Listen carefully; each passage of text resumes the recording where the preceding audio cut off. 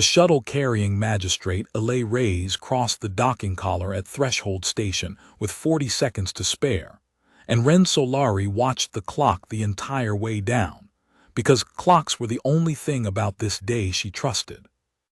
She was 26 years old, junior tactical officer aboard the picket corvette Rill, and she had drawn escort duty for a diplomatic shuttle because nobody senior wanted it. Nobody senior wanted to be within 100 kilometers of Overseer Velithrin Kaas when the Concordance came to read Earth its sentence again. "Rill, we have visual on the flotilla," said her sensor tech, a 19-year-old named Korea who had never seen a Concordance hull outside a training simulation.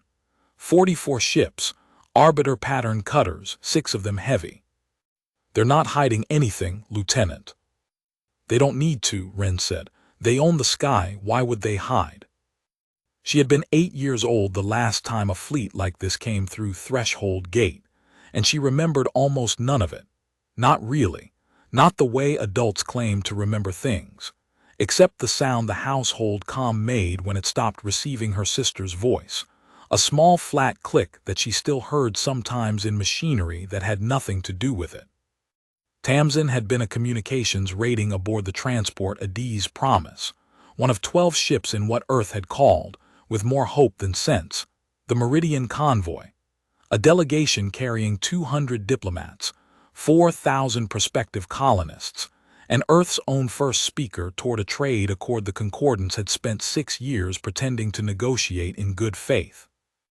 The Concordance had met them at Threshold Gate with 40 arbiter cutters, and a charge of smuggling that nobody had ever been permitted to see the evidence for, and in 11 minutes there had been no more convoy, no more first speaker, no more 6,800 people who had believed, right up until the moment they didn't, that showing up honestly to a negotiating table meant something. After that, the Concordance's ledger office had done something almost more efficient than killing them. It had stricken Earth from the registry. Unlisted, the classification read, which sounded almost gentle until you understood it meant erased, no trade rights, no travel rights, no standing to complain to anyone, because a world that did not exist on the ledger could not be wronged by anything done to it. For 19 years, a rotating picket of arbiter cutters had sat at Threshold Gate to make sure Earth stayed exactly that small. And for 19 years, the rest of the galaxy had simply stopped thinking about the species that used to ask so earnestly to be let in. Now the flotilla was back, 44 ships strong, and Ren's orders were to escort an unarmed shuttle to a station conference deck, so that the Concordance could explain, in whatever bloodless language they used for such things, exactly how unlisted was about to become permanent. Threshold Station itself had been built by the Concordance a full generation before Earth ever crossed the gate. A squat administrative waypoint meant to process the ordinary traffic of 100 lesser species passing through the region on legitimate business. And Earth had spent 19 years watching that traffic pass it by. Trade convoys, survey missions, diplomatic packets bound for worlds that had never once had reason to think about the blue planet quarantined 2 transits inward. Ren had grown up on stories of what the station used to feel like before the blockade, second-hand from relatives too old to have seen it themselves, back when a handful of Earth freighters still held provisional trading rights, and the whole system had briefly felt, for a few short years, like the beginning of something rather than the end of it. She had never known that version of Threshold Station. She had only ever known the picket line, the checkpoint scans, the particular quiet of a waypoint that existed, as far as anyone could tell, mostly to remind Earth's ships exactly how far outside the ledger they had been pushed. "Rill, this is Threshold Station Control," came the voice over comms, flattened by translation software into something almost gentle. "Magistrate Reyes is cleared to Conference Deck 3. Escort vessel will hold at the collar. Weapons dark." "Weapons dark, copy," Ren said, and did not put her hands anywhere near the console, because Korea was watching her, and she was the officer in the room even if she didn't feel like one. She watched the docking feed instead. Magistrate Reyes was 61 years old, silver-haired, dressed in the plain gray coat that Earth's diplomatic corps wore because nobody had budget left over for anything finer, and he walked onto that station deck the way she imagined a man walked when he had decided, a long time ago, exactly what price he was willing to pay for his people, and had simply been waiting 19 years to pay it. Overseer Velithrin Koss was waiting for him at the head of the conference table, tall and pale-plated, 4 amber eyes arranged in a shallow arc across a face that had never once, in any recording Wren had studied, shown an expression a human could read as anything at all. Behind Koss stood 2 concordance enforcers in armor the color of wet slate, and behind them a data scribe drone hovered, recording everything, because the concordance believed, genuinely, structurally believed, that a thing was only real once it was entered in a ledger. Magistrate, Koss said, in the station's translated audio, the ledger office has completed its 19-year review. Your species remains unlisted.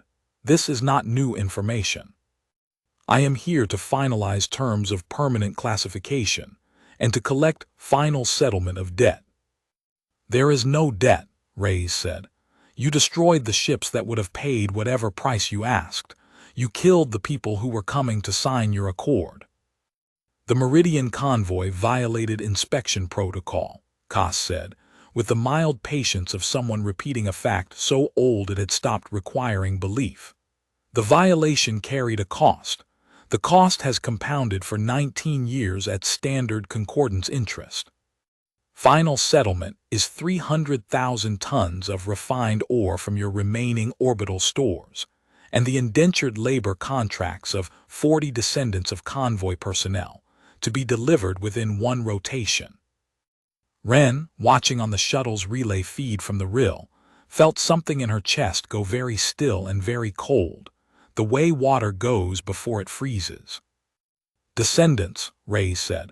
You want to enslave our children because you murdered their parents. I want a ledger that balances, Koss said. Your species has shown a persistent inability to understand that concept. I had hoped, Magistrate, given 19 years to reflect, that you would arrive prepared to be reasonable. I did not come here to be reasonable, Reyes said, and his voice did not rise, did not crack, stayed level and quiet in a way that made the hair stand up on Wren's arms even through a relay feed 200 meters away. I came here to tell you on the record in front of your scribe that Earth rejects your terms, all of them. We do not owe you children. We never owed you anything. You murdered our envoy and our people at a gate they crossed in good faith, and you have spent 19 years pretending that was justice instead of what it actually was. The conference deck was silent for 4 full seconds. Wren counted them, because counting was easier than feeling anything. Then Overseer Koss said, without any change in tone at all, "Non-compliance is noted," and one of the slate-armored enforcers behind him raised a weapon Wren had no name for and shot Magistrate Reyes through the chest. He did not fall dramatically. He simply stopped being upright, the way a thing stops when the force holding it up is removed, and he was on the deck before the station's automated systems even finished registering the discharge. The data scribe drone recorded all of it dutifully for the ledger. Rill, they've killed him. They shot the magistrate. Korea's voice cracked on the open channel, the first unprofessional sound Wren had heard him make in 8 months of shared duty. And for one long second Wren's whole body wanted to do something loud and useless, put every gun the rill had into the side of that station, and let the consequences sort themselves out. She did not do that. She had trained 4 years not to do that, and the training held barely, by a margin she would remember for the rest of her life as the thinnest margin she had ever operated on. Weapons dark, she said instead, and her voice came out steadier than she felt, steady enough that Korea's breathing audibly slowed to match it. Do not power up. Do not react. Get me a tight beam to Fleet Command. Priority override. Authentication Solari 119. Lieutenant, that's That's the activation code. That's not a status code, that's... I know what it is, Ren said. Send it. Korea's hands moved. Somewhere above Earth, in a listening post built into the hollowed-out hull of a decommissioned survey ship that had not officially existed for 11 years, a receiver caught a burst transmission 4 milliseconds long, decrypted it, and matched it against an authorization list that had exactly 112 names on it, of which Ren Solari's was the 94th added, and the first, in 19 years of waiting, to ever actually be used. On the conference deck, Overseer Koss regarded the body on the floor with the mild inconvenience of a man, noting that a chair had been left out of place. The magistrate's noncompliance stands as answer for his species, Koss said to the room, to the drone, to the ledger. The ledger office will now proceed to demonstration of consequence so that no further ambiguity exists regarding the terms of unlisted status. He turned to the enforcer who had fired. Signal the flotilla. Compliance strike, minimum yield, target the ring station in high orbit, the one they built out of the wreckage. It will be visible from the surface. That is the point. Ren heard it over the same relay feed, and understood, with the particular clarity that comes only in the worst 4 seconds of a life, exactly what ring station he meant.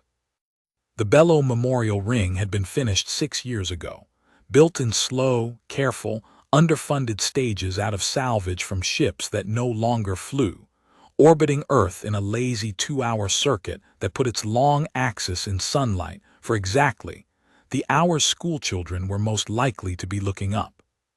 It carried no weapons and no shields worth the name, because Earth had spent 19 years building things that could not be seen, and had let the one thing everyone could see stay soft and unarmed on purpose. A message, deliberately sent, that this at least was not a target. This was only grief made permanent, out where the dead could not be moved again. 6,800 names were etched into its inner hull in a language no translator program had ever been asked to render, because it had not been built for the concordance to read. It had been built for Earth's own children to walk past on school trips and run their fingers along, learning the shape of a debt that was never going to be forgiven, only remembered. Ren's sister's name was on that ring.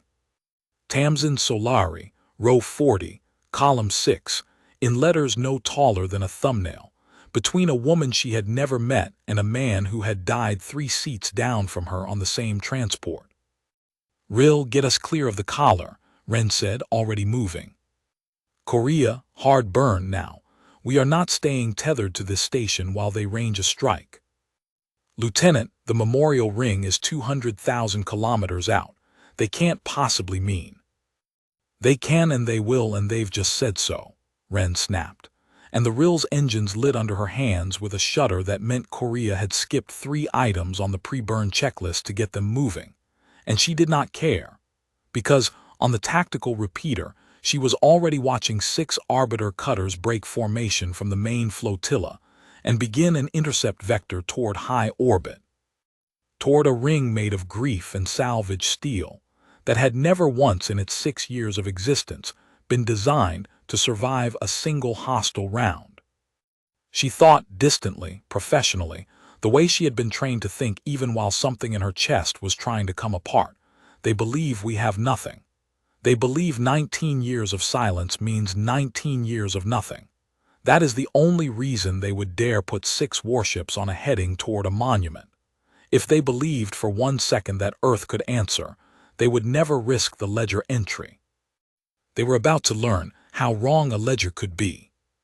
11 light minutes away and 40 meters below the surface of a rock in the anvil belt that had, for 11 of the last 19 years, worn the transponder signature of an ore processing platform called Kestrel 6.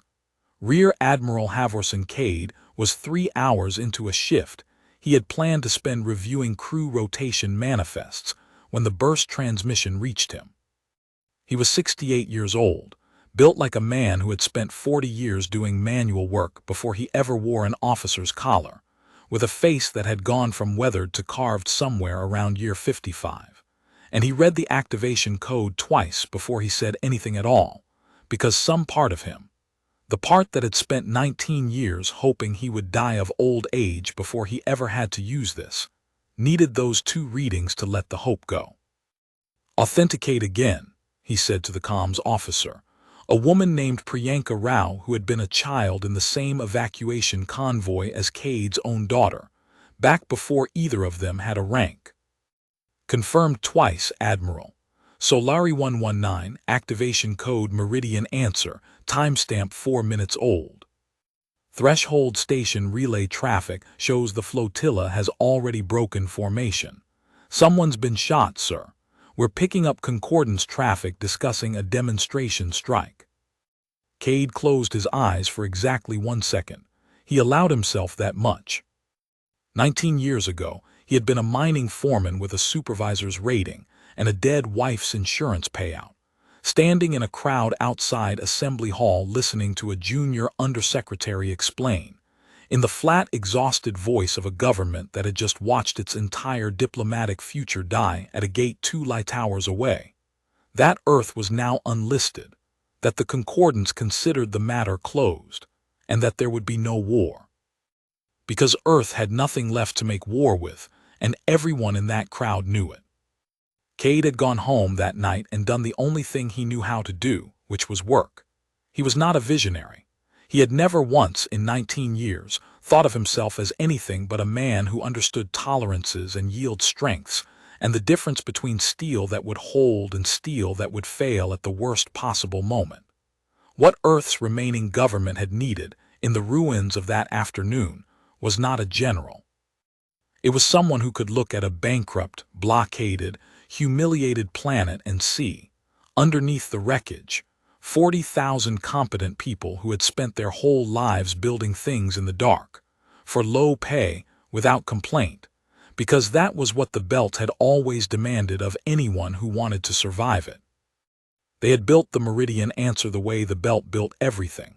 Slowly, honestly, one verified weld at a time, inside asteroids that had never officially stopped being registered as ore claims, using crews who told their own families they were mining, because a secret that only 2 people carry stays a secret, and a secret that 40,000 people carry stops being a secret the moment anyone stops needing it to be one. Every hull in that fleet had been laid down under a mining permit. Every drive coil had been shipped in crates marked as refinery components. Every one of the 11,000 men and women who now served aboard it had spent years of their working lives being asked, at family dinners, at bars, by aging parents who wanted grandchildren nearby, why they kept taking belt contracts instead of coming home, and every one of them had lied cheerfully, competently, for 19 years, because Cade had told them on their first day of training that the lie was the job. The lie was the whole job, right up until the day it wasn't. That day had just arrived, 4 minutes and 11 seconds ago, on a burst transmission from a 26-year-old lieutenant who had been 8 years old the last time the concordance did this to them. "Rao," Cade said, opening his eyes. "Sound general activation, all yards, all crews. I want Meridian answer combat ready and formed up at the cordon line in 4 hours. 4 hours, sir. The deep yard hulls haven't run a live drive test in." "They've run enough," Cade said. "Sound it." The alarm that went out across the anvil belt in the next 90 seconds was not loud. It was not the kind of siren that announced itself to anyone listening from outside. It was a coded frequency shift buried in 11,000 routine mining band channels, indistinguishable from a shift change noticed to anyone who did not already know exactly what to listen for, and in 11,000 berths and quarters and mess halls across 40 asteroids, men and women who had spent 19 years pretending to be miners stood up from half-eaten meals, from card games, from sleep, and went to become, for the first time in their adult lives, exactly what they actually were. Aboard the Bellow Memorial Ring, the only person present when the alert klaxon finally sounded was a groundskeeper named Emmanuel Osai, 73 years old, who had asked for the caretaker posting 9 years earlier because his late wife's name was on the inner hull, row 12, and he had decided he would rather spend his remaining years within walking distance of it than anywhere else in the solar system. The ring's automated systems gave him 11 minutes of warning before the Arbiter cutters would be in strike range. 11 minutes was enough time to reach an evacuation pod. It was not enough time to do what Emmanuel Osa actually did, which was walk, without hurrying, the full length of the inner hull corridor, past 6,800 names he had long since memorized in order, and switch on every hull-mounted running light the ring possessed, one bank at a time, so that if the Concordants truly meant to fire on an unarmed monument in broad sunlight, they would do it with every one of those names lit up and visible from the surface of the planet below. And there would be no question afterward, anywhere ever, about what exactly had been destroyed. He did not reach an evacuation pod. The strike came at minute 9. 6 Arbiter cutters fired a coordinated volley calibrated, in Overseer Koss's own words relayed later through the flotilla's open command channel, to minimum yield, which meant, in practice, enough energy to open the ring's hull along its full spinward face, vent its atmosphere in under 4 seconds, and leave the inner corridor, and the names etched into it, and the man who had just finished lighting them. Tumbling in slow, silent pieces, across a stretch of orbit that Earth's schoolchildren had been told for 6 years, was the one truly safe place their grief could live. Wren watched it happen on the RIL's long-range optic from 400,000 kilometers out, unable to do a single thing to stop it, and she made a promise to herself in that moment that she would carry, unspoken, for the rest of the campaign, not a promise of rage, because rage was cheap, and the Concordants had shown her exactly what cheap rage bought you, which was nothing. A body on a conference deck and a ring in pieces. It was a colder promise than that. She promised herself she would be precise. She promised herself that whatever Earth did next, it would be so thoroughly, so undeniably, so overwhelmingly disproportionate to a strike on an unarmed memorial that no ledger in concordant space would ever again be able to record Earth's grief as a line item that cost nothing to collect. "RIL, this is Fleet Command," came a new voice over the encrypted channel, older, calm in the specific way that calm gets when it has been rehearsed for 19 years. "This is Rear Admiral Cade. Lieutenant Solari, your activation signal has been received and confirmed. You are ordered to disengage from Threshold Station, maintain passive sensor posture, and hold position at designated fallback coordinates. Do not engage. Do you copy?" "Copy, Admiral," Wren said, and her voice cracked exactly once on the second word, and she let it, because there was no one left on that channel who would think less of her for it. "They just killed the ring. They killed the ring, sir. It's gone. I watched it happen. There was a man out there doing evac checks and he's—" "I heard the report," Cade said, and something in his voice, some old grief of his own that Wren had no way of knowing the shape of, tightened for exactly 1 syllable before it smoothed back out. "Hold position, Lieutenant. You are not going to fight this alone, and you are not going to fight it today. You are going to fight it in 4 hours with everything Earth has, and it is going to be enough. I need you to trust that it is going to be enough." Wren looked at the tactical display, at the 6 Arbiter cutters already breaking off from the wreckage of the ring to rejoin the main flotilla, unhurried, their weapons systems cycling back down, as if they had just completed an unremarkable maintenance task instead of murdering 73 years of a man's grief, along with everything else on that hull. 38 ships remained clustered near Threshold Station. 6 more had just proven, conclusively, that Overseer Koss was willing to fire on anything he judged to have no capacity to fire back. "Copy, Admiral," she said again, quieter, "holding position." "Good," Cade said, "and Lieutenant, the activation code you sent. It has your name attached to it in every log this fleet keeps as the officer who called it. 19 years, and it was you who finally sent it. I want you to remember that, whatever happens in the next 4 hours. You didn't fail anyone today. You're the reason we're not going to." The channel closed. Wren sat very still in the RIL's cramped tactical seat, watching the debris field that had been a monument scatter slowly across an orbit that would, within a decade, carry every piece of it back down through the atmosphere to burn, and understood, with a clarity that felt less like anger than like arithmetic finally resolving, that whatever came next would not undo any of it. Nothing would undo any of it. The dead stayed dead whether the concordance paid for them or not. But there was a difference, she thought, between a debt that stayed unpaid because no one had the means to collect it, and a debt that stayed unpaid because the debtor had simply decided the ledger didn't matter. Earth had spent 19 years being treated as the first kind of unpaid debt. In 4 hours, the concordance was going to discover it had actually been the second kind the entire time, patient, solvent, and simply waiting for the exact moment collection would mean something. 4 hours. She checked the clock again, the only thing about this day she still trusted, and began, with hands that had finally stopped shaking, to run every system on the rill through a live fire readiness check for the first time in her career. The anvil belt woke up in stages, the way a held breath releases, not all at once, but in a controlled, practiced exhale that had been rehearsed so many times in drills that the actual event felt, to most of the people living it, almost anticlimactic. At Kestrel 6, the outer hull plating that had spent 11 years disguising a dreadnought's launch cradle as an ore-crushing facility split along seams that had been engineered, from the first day of construction, to fail cleanly and fast. Beneath it, gray in the belt's dim ambient light, sat the Adiz bellow, 810 meters of hull named for the first speaker who had died believing, right up to her last transmitted word, that the concordance could be reasoned with. She was Earth's flagship, and she had been sitting in that cradle for 6 years, complete, tested, silent, waiting for a fleet to form up around her.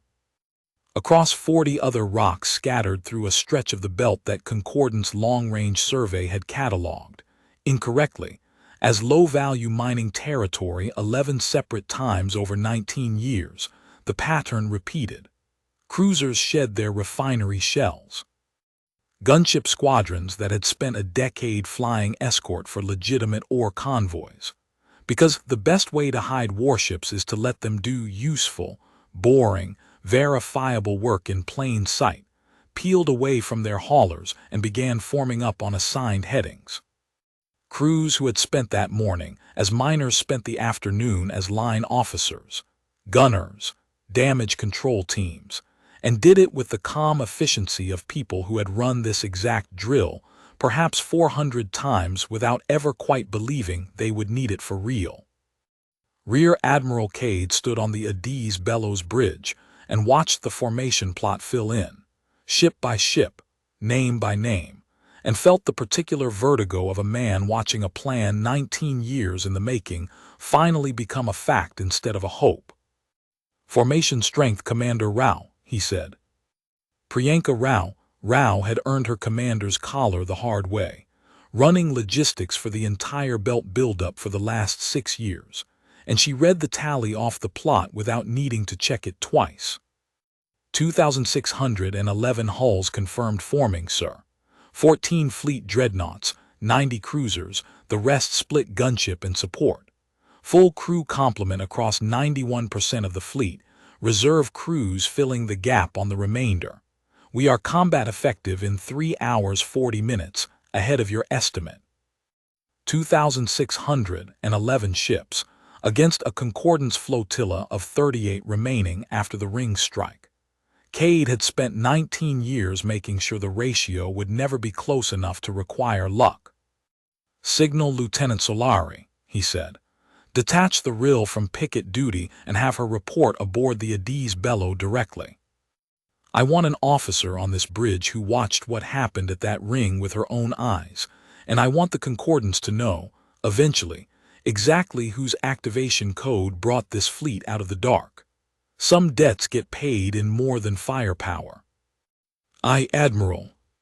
Cade turned to the viewport, where the last of the anvil belt's disguised hulls were shedding their cover and taking formation against a starfield that, in 19 years, had never once shown a concordant survey drone what was actually growing out here. He thought, as he often did in the quiet moments before something irreversible, of the day he had stood in that crowd outside Assembly Hall and been told Earth had nothing left to make war with. They had been wrong about that in a way that mattered more than most lies do. Earth had never had nothing. Earth had 40,000 people willing to spend 2 decades of their lives lying to their own families about what they did for a living, in service of a debt they intended to collect exactly once and collect completely. That was not nothing. That had never, for one single day, been nothing. Wren reported aboard the Addis Bello 90 minutes later, transferred by a fast courier skiff across a belt that, for the first time in her adult memory, was not bothering to hide what it actually was. She had grown up hearing rumors about the Anvil Belt the way most Earth children heard rumors about anything, half believed, mostly dismissed, the kind of thing older relatives mentioned and then changed the subject from, because openly discussing it felt like tempting a fate none of them were ready to name. Seeing it in formation, whole, undisguised, hull after hull stretching out farther than her tactical display could resolve into individual contacts, she understood for the first time in her life what 19 years of silence had actually purchased. The courier skiff's pilot, a belt-born woman perhaps 10 years older than Wren, who introduced herself only as Chief Petty Officer Backhair, gave her an unofficial tour on the way in, not out of any authorization to do so, but because, as Backhair put it, no one arriving for the first time should have to see 2,000 ships and not understand, at least roughly, what building them had actually cost the people who'd done it. She pointed out crews who had lost fingers to depressurization accidents in the early hull welding years, before the belt yards had worked out proper safety tolerances for construction that officially wasn't supposed to be happening, and therefore couldn't easily justify importing specialized equipment. She pointed out a stretch of open rock, still scarred, where an early cargo shell collapse had killed 6 workers whose deaths had been logged, in every official record anyone outside the program was permitted to see, as an ordinary mining accident. Nobody out here ever called it a sacrifice, Backhair said, guiding the skiff past a cruiser hull still bearing fresh weld seams from that morning's activation. We just called it the job. I think that's the part people are going to have the hardest time understanding when they finally hear the whole story. It wasn't heroism most days. It was just work, done honestly, for longer than anybody thought we'd have to do it. Admiral Cade met her personally at the flagship's forward hangar, which she had not expected, and which unsettled her more than she wanted to admit. "Lieutenant Solari," he said, and shook her hand with a grip that belonged to a man who had spent decades doing manual labor before anyone gave him a rank. "You did the hardest job in this whole operation today, and you did it without hesitating. I read Korea's log. Weapons dark under fire while they murdered a man on camera in front of you. That's not a thing we can train into people. Either it's there or it isn't." "I wanted to shoot back, Admiral," Wren said honestly, because something about the man made honesty feel like the only acceptable option. "I wanted to put every gun the Rill had into that station." "I know," Cade said. "So did I 19 years ago, and I didn't have a single gun to put anywhere, which was almost worse. That's the whole reason this fleet exists, so the next time someone in your position feels that exact thing, they don't have to swallow it and wait a generation. They get to feel it for 4 hours instead of 19 years. He gestured toward the bridge access corridor. "I want you on my tactical staff for the engagement. You've got eyes on this enemy that nobody else on this ship has. Overseer Koss specifically, I want to know how he thinks before we're in weapons range of him." Wren followed him through corridors that still smelled faintly of the sealant used to close the hull seams that morning, past crews running final systems checks with the terse efficiency of people who had drilled this 1,000 times and knew exactly how little margin there was for improvisation, and thought about the 4 amber eyes arranged in a shallow arc across a face built to show nothing, and the flat, patient voice that had called a murdered diplomat's noncompliance, and a ring full of the dead, a demonstration of consequence. He believes in ledgers, she said. Not vengeance, not cruelty for its own sake. I watched him the whole time, sir, and I don't think he even enjoyed it. He thinks a debt has to balance, and he thinks Earth has spent 19 years failing to understand that concept. He's not going to be afraid of us until the math changes in front of him. Threats won't move him. Only the actual balance will. Cade nodded slowly, and something that might, on another man's face, have been the beginning of a smile settled instead into something colder and more satisfied. Then we're going to give him a number he can't argue with, he said. Get to the tactical deck, Lieutenant. We move on the cordon line in 90 minutes. Overseer Velithrin Koss received the first anomalous sensor return 40 minutes after the meridian answer began forming up, and dismissed it as instrument error, because the alternative did not fit any entry his species had ever made regarding Earth. Long-range Pickett reports mass returns in the outer belt, said his sensor officer, a junior enforcer named Trassic who had the particular caution of someone about to contradict his superior's entire understanding of a subject. Multiple large contacts. Signature profile is inconsistent with known Earth vessel classes. Recalibrate the array, Koss said, without looking up from the compliance log he was updating, a log that now included, in the flat administrative language the Ledger office required, the notation that one Earth magistrate had been terminated for noncompliance, and one unarmed civilian structure had been destroyed as demonstration. Both entries filed, both balanced, both closed. Earth possesses no shipyard capacity beyond system local maintenance vessels. This has been confirmed by survey on 11 separate occasions across 19 years. Overseer, the returns are not degrading with recalibration. They are increasing. I count, Trassic's voice thinned. I count over 2,000 discrete contacts, sir, and the number is still climbing. Koss looked up.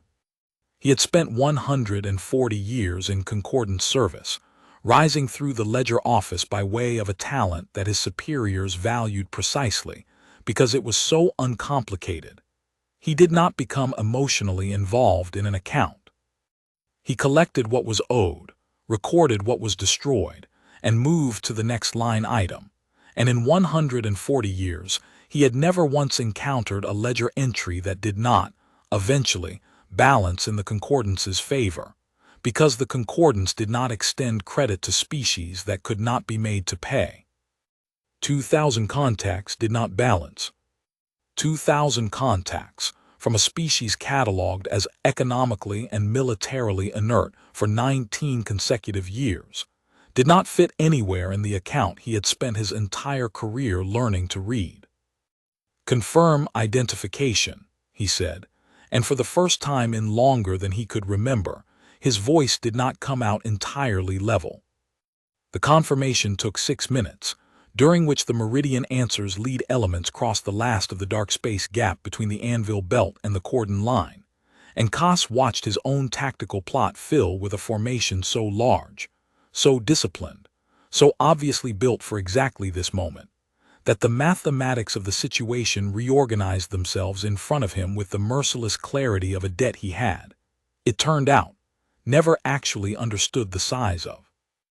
Signal the flotilla, he said finally. All ships, defensive posture, immediate withdrawal toward the gate. Transmit emergency relay to Ledger Office Regional Command. Request reinforcement, priority maximum, and inform them. He paused, and something in the pause was the closest thing to genuine uncertainty Trassic had ever heard from him. Inform them that the unlisted classification requires immediate review.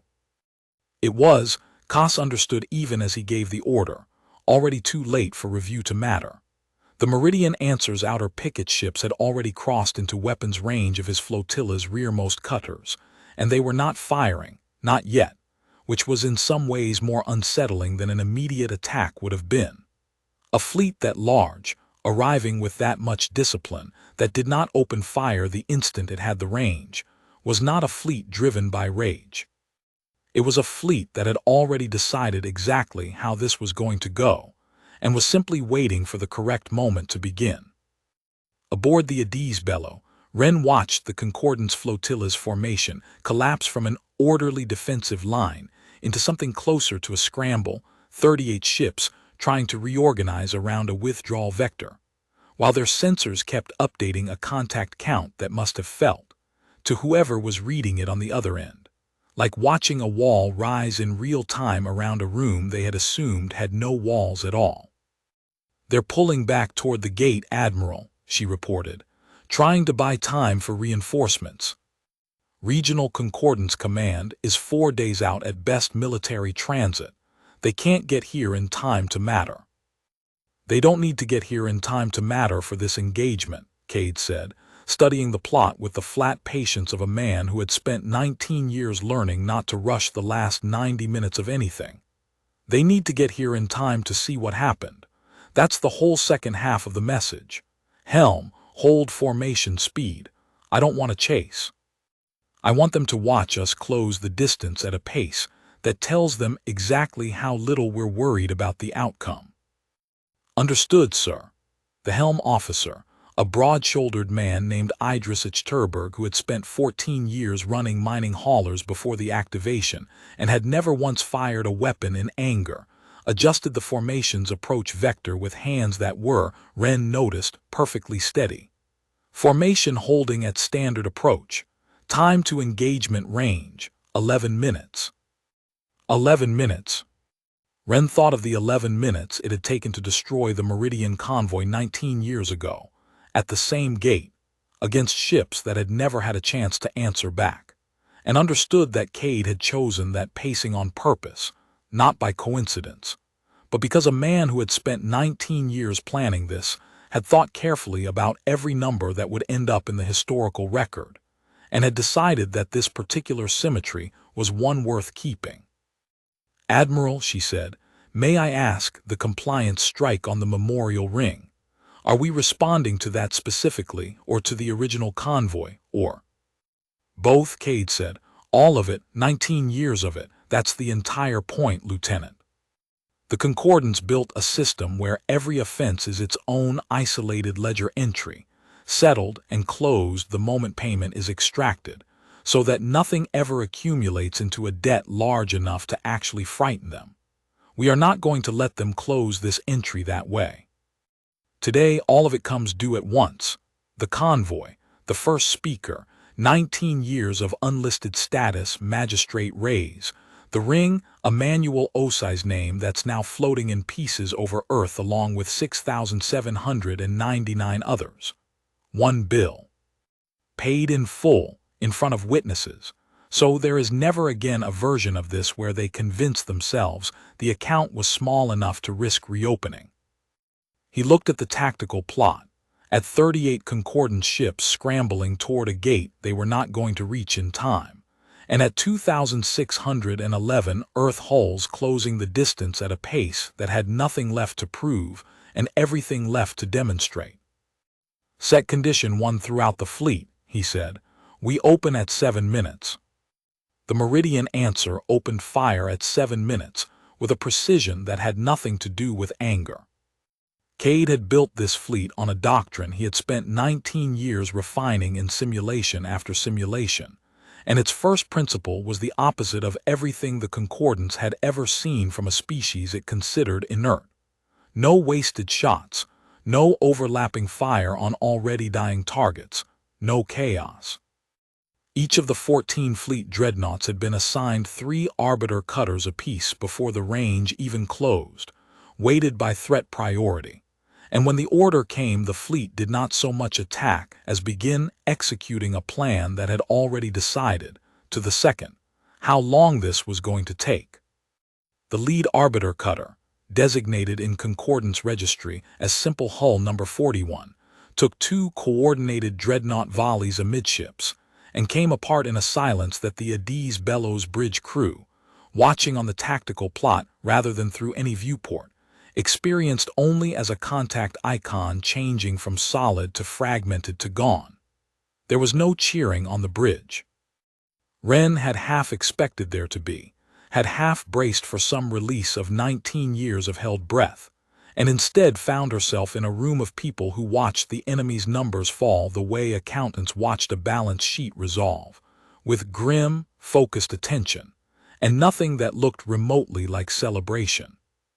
Hull 41 destroyed, Echterberg reported voice level. Hull 19 and Hull 22 taking sustained fire, shields failing. Concordance formation is breaking apart, sir. They're not fighting as a unit anymore. They're just running.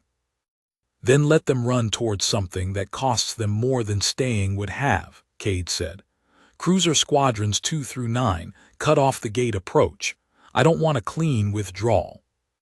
I want every ship that fired on that ring, or stood picket while it burned, to understand there was never a version of today where distance saved them. Wren watched the plot reorganize as 90 cruisers peeled off from the main formation and folded around the fleeing Concordance ships in a maneuver that had clearly been rehearsed as many times as everything else. A slow, methodical closing of the exits, executed with none of the reckless overextension that would have let a desperate enemy slip through a gap. 2 arbiter cutters attempted a breakout run toward the gate anyway, engines burning past every safety tolerance the class was rated for, and both were caught within 90 seconds by gunship squadrons who fired exactly once each, at exactly the right moment, and did not chase the wreckage afterward because there was nothing left in it worth chasing. Overseer Koss's command ship is breaking formation independently, Wren reported, watching a new contact separate from the collapsing Concordance line. He's not running for the gate. He's Admiral, he's holding position, broadcasting on an open diplomatic channel. Patch it through, Cade said. Velithrin Koss's voice came over the bridge speakers flat and translated, and for the first time in the entire encounter, unmistakably strained. Earth vessel, this action constitutes an unprovoked attack against a lawfully classified. You executed our diplomat on camera 4 hours ago, Cade said, cutting across him without raising his voice. You destroyed an unarmed civilian memorial with 73-year-old caretaker aboard it 3 hours ago.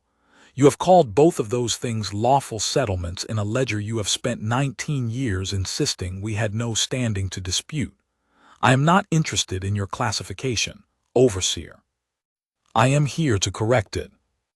There was a pause on the channel, 4 seconds, the exact length of the pause that had preceded Reyes' execution, and Wren wondered, watching the tactical plot, whether Koss understood the symmetry, whether anything in 140 years of ledger administration had prepared him to recognize a debt being collected in kind.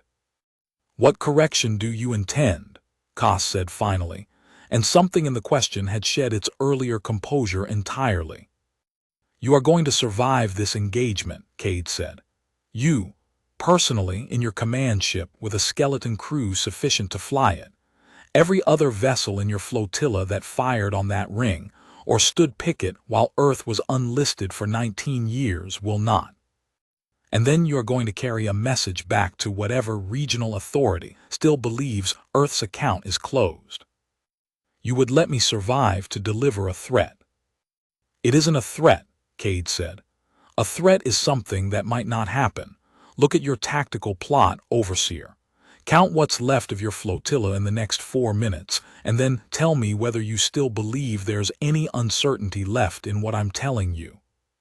The Meridian answer did not need 4 minutes. It needed 211 seconds, timed almost to the second Cade had promised, for the last organized resistance in the Concordance flotilla to collapse.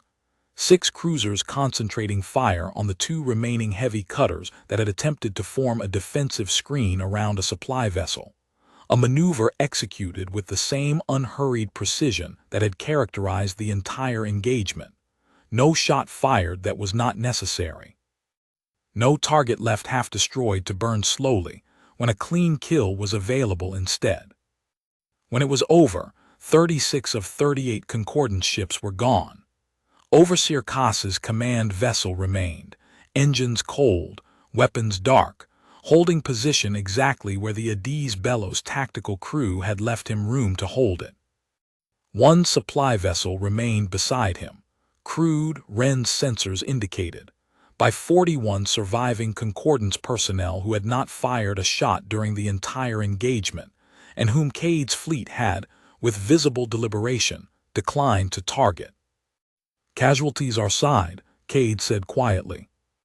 "2 gunships damaged, no hull losses," Rao reported, and there was something in her voice, relief, disbelief, 19 years of held tension finally finding somewhere to go, that she did not entirely manage to keep out of the professional flatness the bridge required. "No fatalities, Admiral." Cade nodded once, slowly, and looked at the wreckage field spreading across the space where a Concordance flotilla had, 90 minutes earlier, believed itself to be finalizing the permanent erasure of an entire species from a ledger it thought no one would ever be positioned to correct. "Signal Overseer Koss," he said. "Tell him Earth's answer will be delivered in person. We're going to the regional hub. And tell him he's coming with us." Aboard the gunship Anvil's Daughter, one of 90 hulls in the cruiser screen that had spent the engagement closing the Concordance flotilla's escape routes, a weapons rating named Dili Fashola cycled his console down from combat status and sat, for a moment, with his hands flat on his knees, doing the thing he had done after every drill for 11 years and had never once, until today, done after something real. He was 34 years old, had grown up on a hydroponics platform in the outer belt, and had signed a mining contract at 19, because the recruiter who came through his platform's mess hall had a kind face and a story about steady work that his family, 3 generations removed from anything resembling steady work, had badly needed to believe.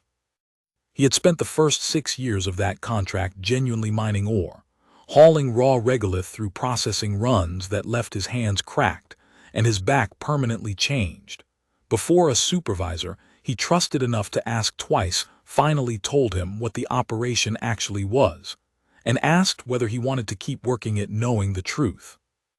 He had said yes without needing to think about it, the way a person says yes to a thing that finally explains every unexplained year that came before it. And he had spent the 8 years since learning weapons systems in the same unhurried, exacting way he had once learned regolith processing tolerances. Because Admiral Cade's whole philosophy, repeated in every training cycle Fashola had ever sat through, was that the fleet would only ever be as good as the patience of the people building it. One verified system at a time. "You good, Dili?" His section chief, a broad-shouldered woman named Toma Anwar who had run the same platform's mess hall before the recruitment drive ever reached it, dropped into the seat beside him, her own hands still faintly trembling in a way she didn't bother hiding from him. "I killed people today," Fashola said. It was not a confession exactly. It was closer to an accounting, the same instinct that had made him good at his old job translated onto a fact too large to process any other way. "First time in my life, 11 years of drills, and I never let myself really believe it would be real people on the other end of a firing solution. They killed a diplomat on camera and bombed a monument full of names," Anwar said. "You know that. You watched the same briefing I did." "I know it," Fashola said. "Doesn't make the arithmetic simpler. I think it's just supposed to be hard, Toma. I think if it stopped being hard, that'd be the actual problem." He looked at his hands, cracked in places from a decade of belt work that no officer's collar had ever fully smoothed over, and thought of the recruiter with the kind face, and the supervisor who had trusted him enough to tell him the truth, and the 8 years of patient, unglamorous training that had led, this one day, to this one console, at this one moment, doing precisely what it had all been built to do. "I keep thinking about the ring, though. About that old man turning the lights on so they couldn't pretend they didn't know what they'd hit. I didn't know him. Never met him in my life. But I think about him more than I think about anything I did today, and I think that's probably right too." Anwar didn't have anything wise to offer either, in the end, any more than Korea had for Ren 3 decks and half a fleet away, and she didn't try to manufacture something. She just sat with him a while, the way crews across 90 cruisers and 14 dreadnoughts, and 100 smaller hulls were sitting with each other in that same quiet hour across the whole formation. Ordinary people who had spent 19 years lying to their families about ore counts, discovering together, in the exhausted stillness after the first real use of everything they'd built, exactly what the weight of having finally used it actually felt like. The 41 survivors from the Concordant supply vessel were transferred under guard to the Addis Bellows secondary hold 2 hours later, and it was there, during the routine intelligence debrief that followed any capture, that the shape of the day changed again. Ren sat in on the debrief because Cade had asked her to, and because the supply vessel's junior logistics officer, a narrow, gray-plated Concordance functionary named Saralith, who had spent the entire battle locked in a cargo bay praying to whatever her species prayed to, turned out to be, under the particular pressure of having just watched 36 warships die in under 4 minutes, remarkably willing to talk. "You misunderstand the scope of the account," Saralith said, through the translation software, her 4 eyes tracking nervously between Ren and the 2 armed Marines flanking the hold's entrance. The Meridian convoy settlement was the largest entry, yes, the one your admiral is here to collect on, but it was not the only entry. Your species has been unlisted for 19 years. Unlisted status means any concordance vessel, any border patrol, any regional tax authority is permitted to seize Earth-registered assets and personnel encountered outside your home system without review, without appeal, without record beyond a standard compliance filing. It happens perhaps 6, 7 times a year. Fishing trawlers that drift past the blockade boundary in poor weather. Survey skiffs that stray. Small mining operations at the belt's outer edge that get flagged for border infraction. She paused, and something that might, on a human face, have been genuine discomfort crossed whatever equivalent her species possessed. The personnel from those seizures are not returned. They are classified as debt settlement and transferred to labor allocation. There is a facility 3 transit days from here, outpost Calder Reach, that has been receiving them for over a decade. The hold went very quiet. "How many?" Cade said, and his voice had gone somewhere flat and cold that Ren had not heard from him before, not even watching Rays die on a relay feed, not even watching the ring come apart. "I do not have exact figures, Admiral. Regional allocation records are not something a logistics officer of my rank is granted access to. But the facility has operated for 11 years at what I understand to be near continuous capacity." Saralith's eyes lowered, an unmistakable gesture of species-neutral submission. "I am telling you this because I watched what your fleet did to 36 warships in under 4 minutes, and I have concluded that whatever mercy exists in this negotiation exists because I am useful to you, and I intend to remain useful." Ren felt the debrief room tilt slightly, the way the whole day had been tilting since the moment Cass's enforcer raised a weapon on a conference deck. Each new fact reorganizing the scale of what they were actually answering for, the number always larger than the last count. The ledger the Concordance had spent 19 years insisting was closed, turning out to have entries nobody on Earth had ever even known to look for. "Get me everything she knows about Calder Reach," Cade said to Rao. "Facility layout, garrison strength, transit routes, everything. Lieutenant Solari," he turned to Ren, and something in his expression had shifted from the calm command certainty of the last 4 hours into something rawer, older, the face of a man who had just learned that 19 years of patient accounting had still, somehow, undercounted the debt. "How many hulls can I detach from the main formation without weakening our position at the regional hub past acceptable risk?" 200, sir, maybe 250, without compromising the Ledger Spire approach," Ren said, already running the numbers in her head, already understanding what he was about to ask her. "I want you to take 200 and lead them to Calder Reach," Cade said. Not because I doubt any officer aboard this fleet could do it, because you were on that channel when Reyes died. You watched the ring burn. You've earned the right to be the one who opens that facility's doors if you want it. Wren thought of Tamsin's name on the inner hull, row 40, column 6, scattered now across an orbit that would carry it slowly back down to burn, and thought of unnamed strangers held for 11 years in a facility she had not known existed 4 hours ago, and understood that the promise she had made herself watching the ring come apart. Precision, not rage. A debt collected so completely it could never again be treated as a rounding error, extended further than she had originally understood it to. "I want it, Admiral," she said. "Give me the 200.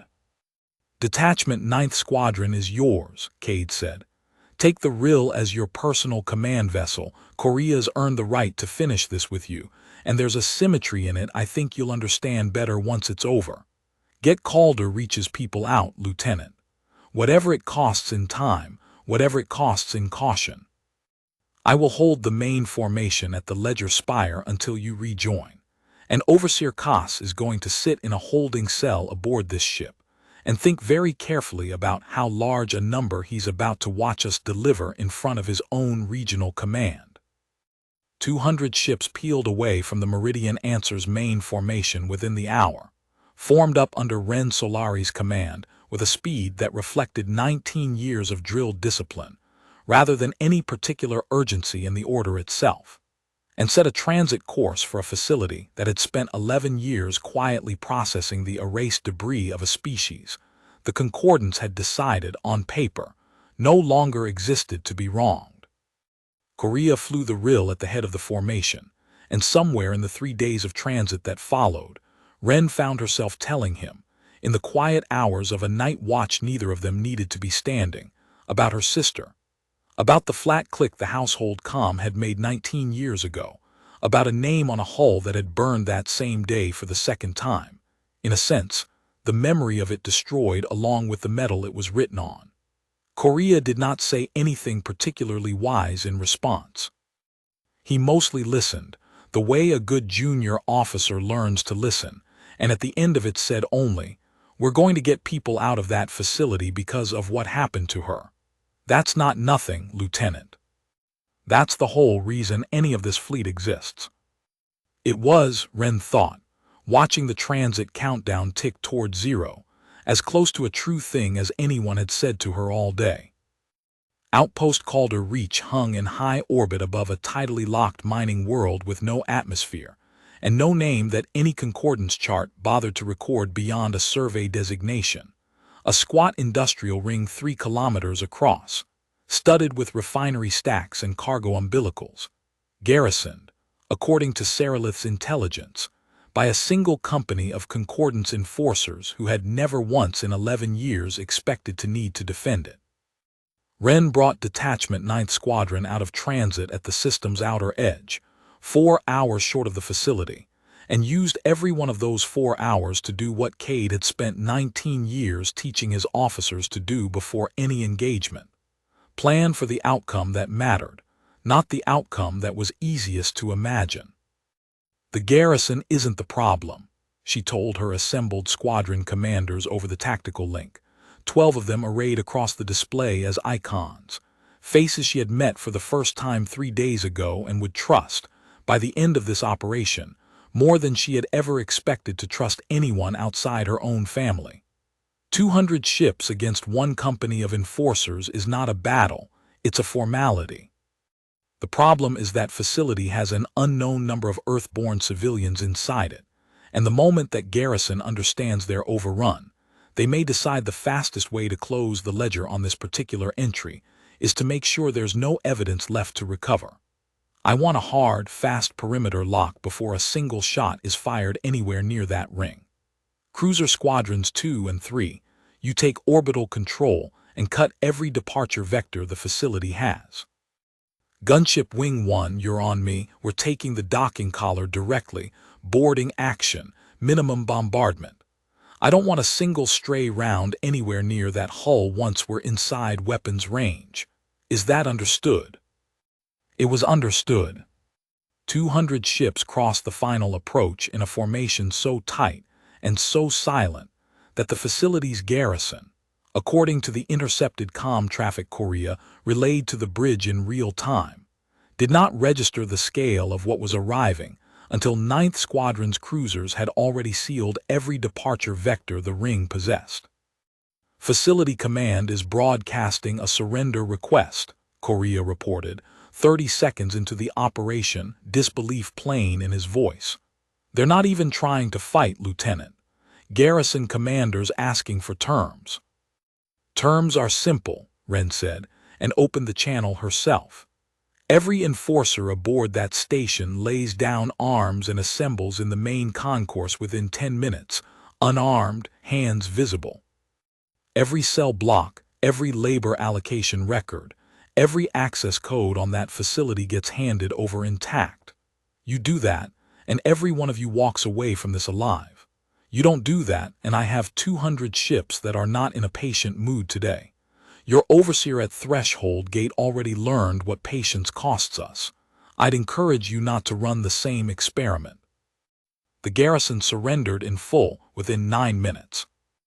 Ren led the boarding party herself, which was not, strictly speaking, standard practice for a squadron commander, and which she did anyway because some decisions did not feel like they belonged to strict practice anymore. She crossed the docking collar with a 12 Marine escort in Korea at her shoulder, past enforcers kneeling with hands laced behind their heads in a concourse that smelled of recycled air and ozone, and something else underneath it, something that took her a moment to place, and then would not leave her for the rest of her life. The flat, institutional smell of a place that had been running the same grim process for so long it had stopped registering as grim to anyone who worked there. The cell blocks were 3 decks down, past a labor allocation office where a junior administrator sat frozen at her station, and what Ren found there was not what she had braced herself for on the transit out, though she was not sure afterward that anything could have adequately prepared her for it. 218 people. Fishermen and mining engineers, and a handful of survey technicians, and one entire extended family, who had been aboard a passenger transit skiff that drifted 11 kilometers past a border marker in a storm 9 years ago, and had been aboard Calder Reach ever since, working refinery shifts under a labor allocation classification that listed them, in the Concordance's own administrative language, as debt settlement personnel, non-repatriable, indefinite term. The oldest among them was a man named Boniface Terberg, no relation, it turned out, to the Adiz Bellows helmsman, though the shared name struck Ren hard enough in the moment that she had to stop and steady her breathing before she trusted her voice.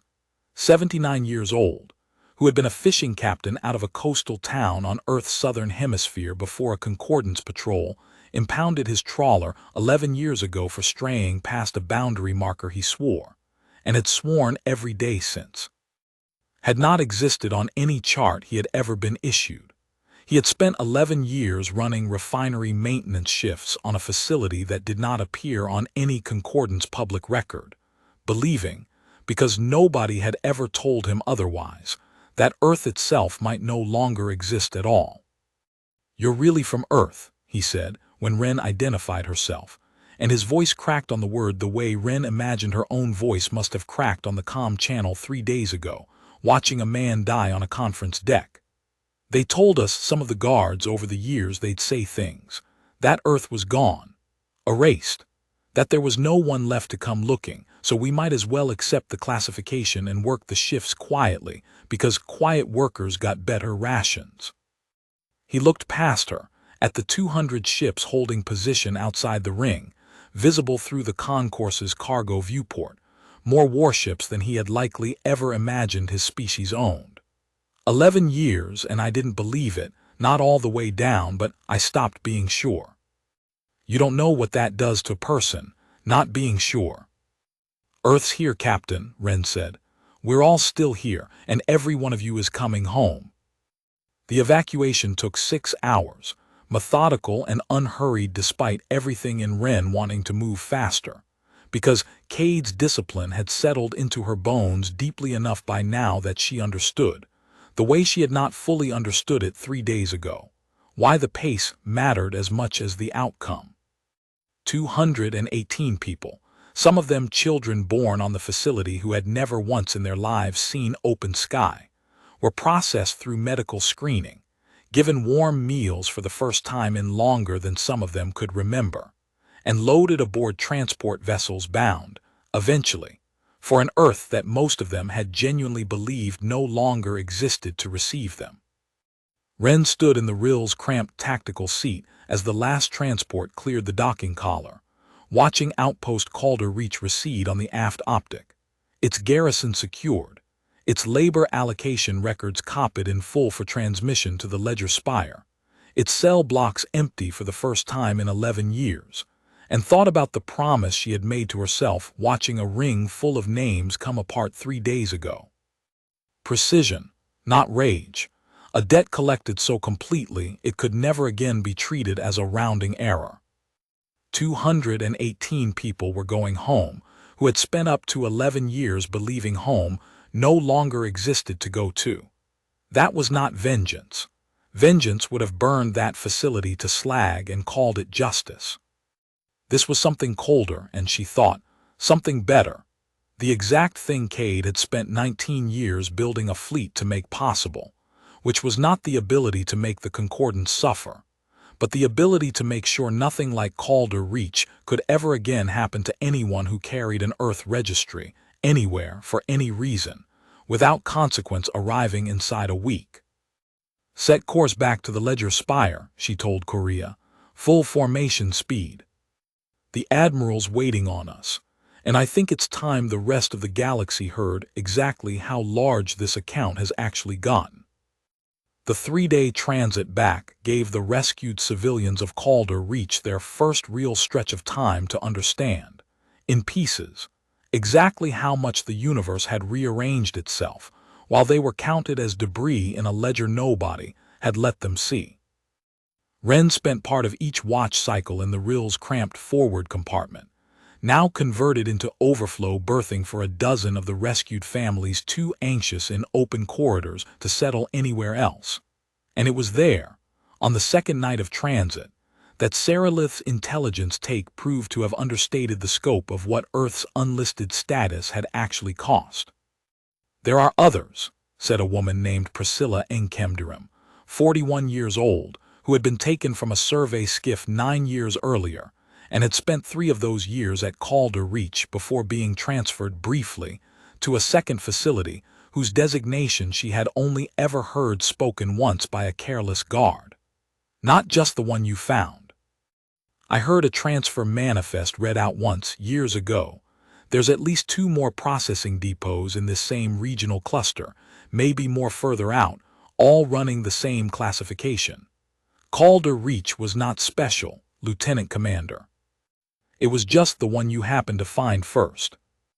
Wren relayed the report to Cade within the hour, and by the time the Meridian answer reformed at the Ledger Spire 2 days later, Rao's intelligence staff had already cross-referenced Enkemdiram's fragmentary account against the recovered Calder Reach administrative logs and identified, with reasonable confidence, 2 additional labor allocation depots operating under the same unlisted status classification within a single regional cluster, a finding that Cade folded without fanfare.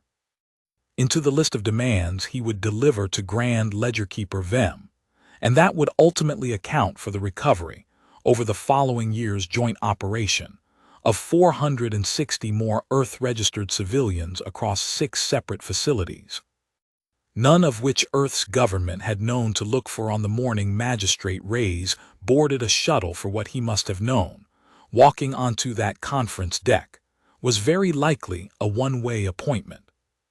It was Korea, standing watch beside Wren on the RIL's cramped bridge as the transit's final hours ticked down, who put into words the thing she had been turning over since Enkemdiram's account first came in. 19 years of small seizures nobody was ever going to add up, he said. 6 or 7 a year, the logistics officer said. That's over 100 separate incidents, Lieutenant Commander, each one small enough on its own that no single event was ever going to look like the kind of thing that justified 2,000 warships. That's how they got away with it as long as they did. Not one big crime anybody could point to and rally against. 100 small ones, spread out over 2 decades, each one just below the size that would make anyone look closely. Which is exactly why the ledger had to be read all at once, Wren said, watching the ledger spire's outline finally resolve on the forward optic. 300 kilometers of archive and administration that had spent 4 centuries assuming no single account would ever grow large enough to require this kind of reckoning. One at a time, every one of those seizures was survivable, deniable, small. Add them together, read them into a public record all in the same hour.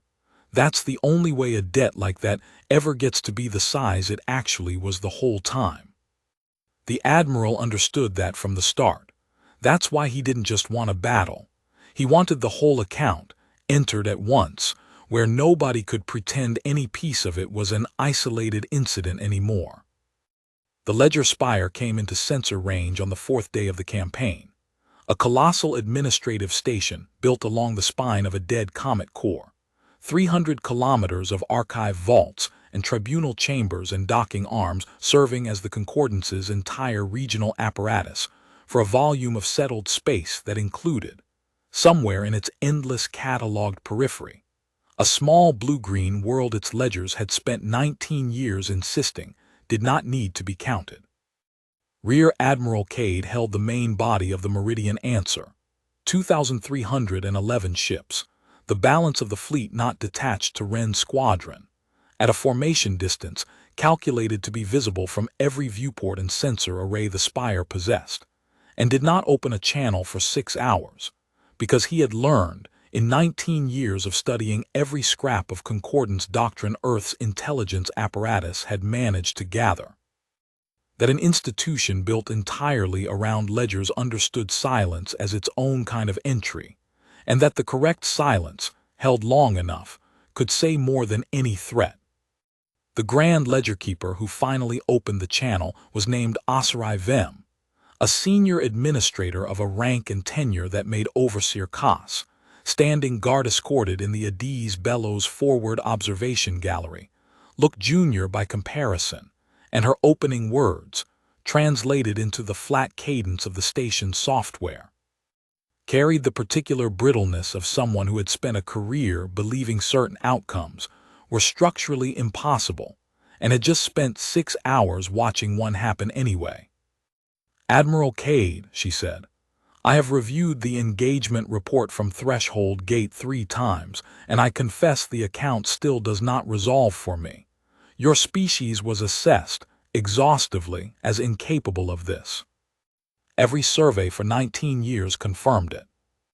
"Your surveys were accurate," Cade said.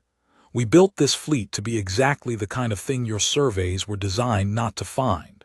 Every hull in this formation was constructed under mining permits your own auditors signed off on 11 separate times.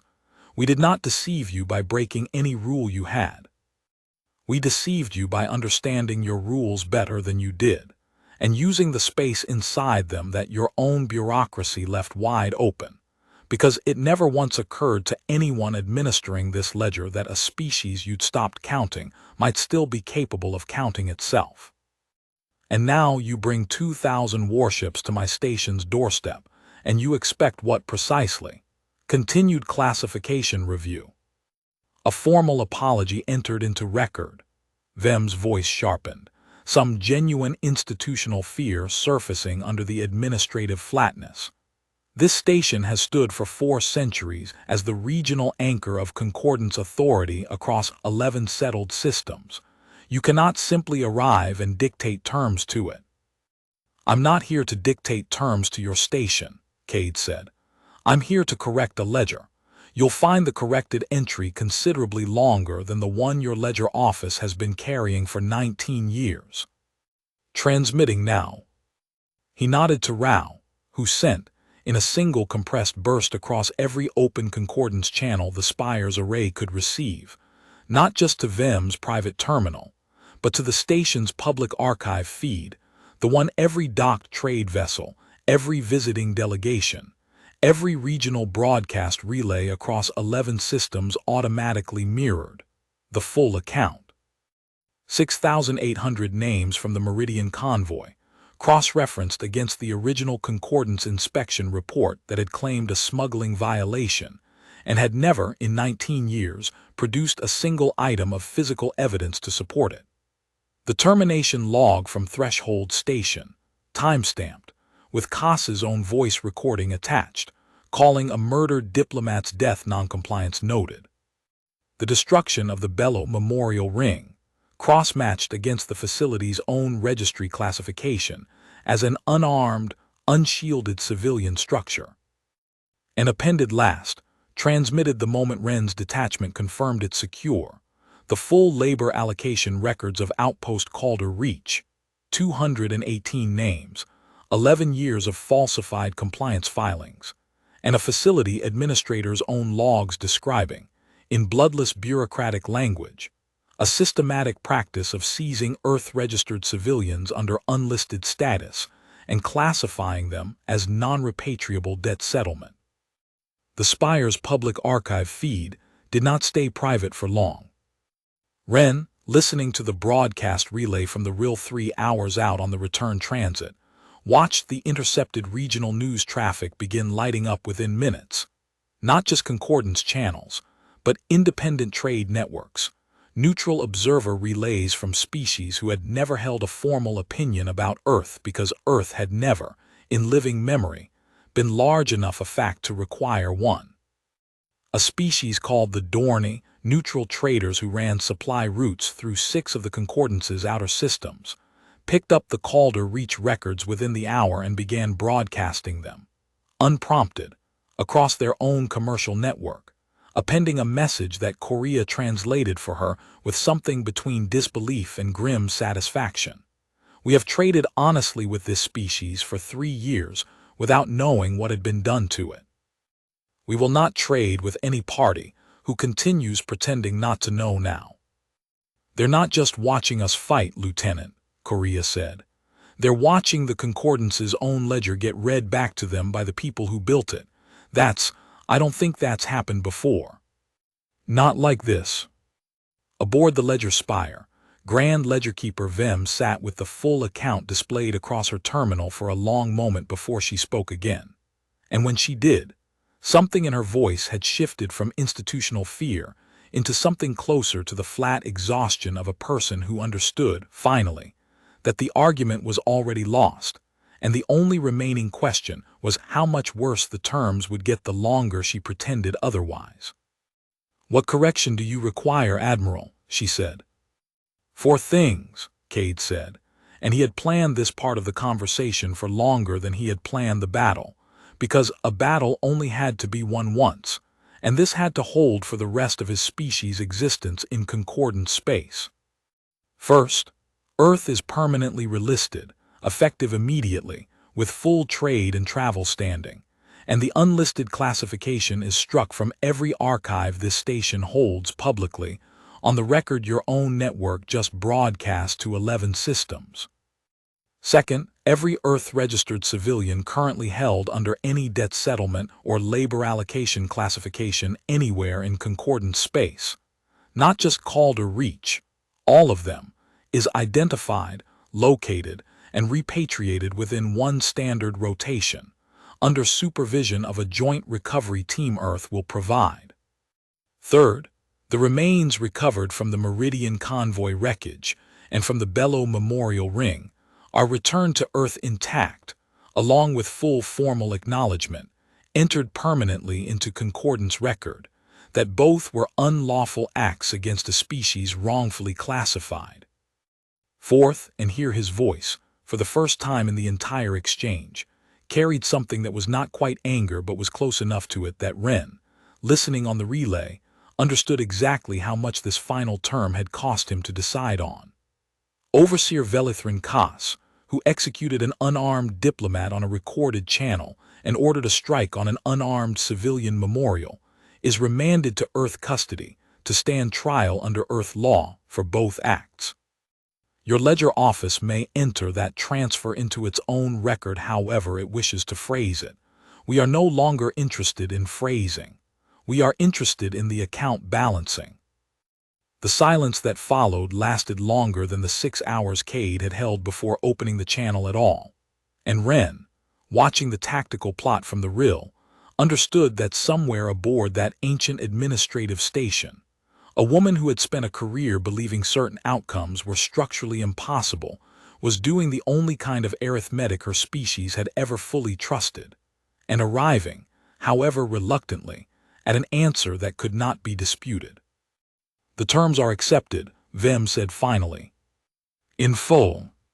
The terms held for 11 hours, which was, Cade would say afterward, longer than he had actually expected them to. The transmission that broke them came from a Concordance military authority Earth's intelligence apparatus had never previously catalogued as separate from the Ledger Office's civil administration. A hereditary officer caste called the Vanguard, whose fleets patrolled the Concordance's outer frontier and answered, in matters of military doctrine, to no civilian ledger-keeper at all. A Vanguard task group of 9 capital ships, summoned by the same emergency relay Koss had sent from Threshold Gate before his defeat, but only now arriving at effective range, crossed into the Ledger Spire system with weapons already charged and a broadcast already queued, addressed not to Cade's fleet, but to Grand Ledgerkeeper Vem herself. "Ledgerkeeper Vem," the Vanguard commander's voice came through on an open channel that Rao, monitoring regional traffic, patched to the Adiz Bellows Bridge without being asked, because she understood, the instant she heard the tone of it, exactly what kind of message it was. "You have negotiated under duress with an armed force occupying Concordance sovereign space. The Vanguard does not recognize terms extracted at gunpoint from a civil administrator. This engagement will be resolved through proper military channels, beginning with the immediate withdrawal of the Earth formation under threat of engagement." "They think 9 ships change the math," Wren said, watching the new contacts resolve on the tactical plot from the rill, still 4 hours out on the return transit from Calder Reach. "They think 9 ships change the math because 9 ships would have changed the math against anything they've fought in the last century," Cade said, over the same channel, his voice carrying the flat patience of a man who had genuinely hoped, for 11 hours, that he would not need to demonstrate this a second time. "Rao, hail the Vanguard commander directly.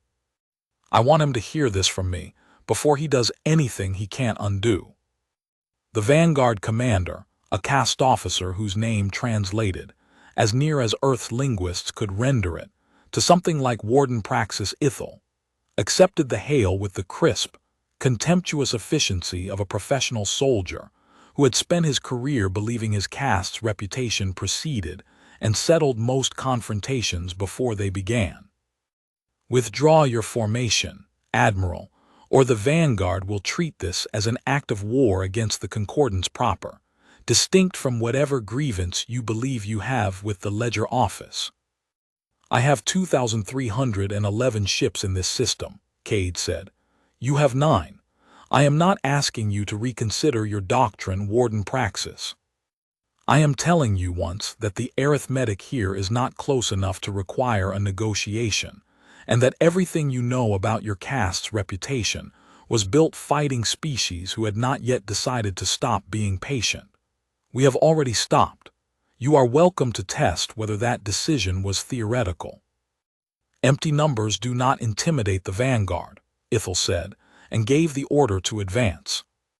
It was, Wren reflected afterward, watching the engagement unfold on the tactical relay from 4 hours out, the shortest and least dramatic battle of the entire campaign, precisely because there had never been anything for it to dramatically resolve.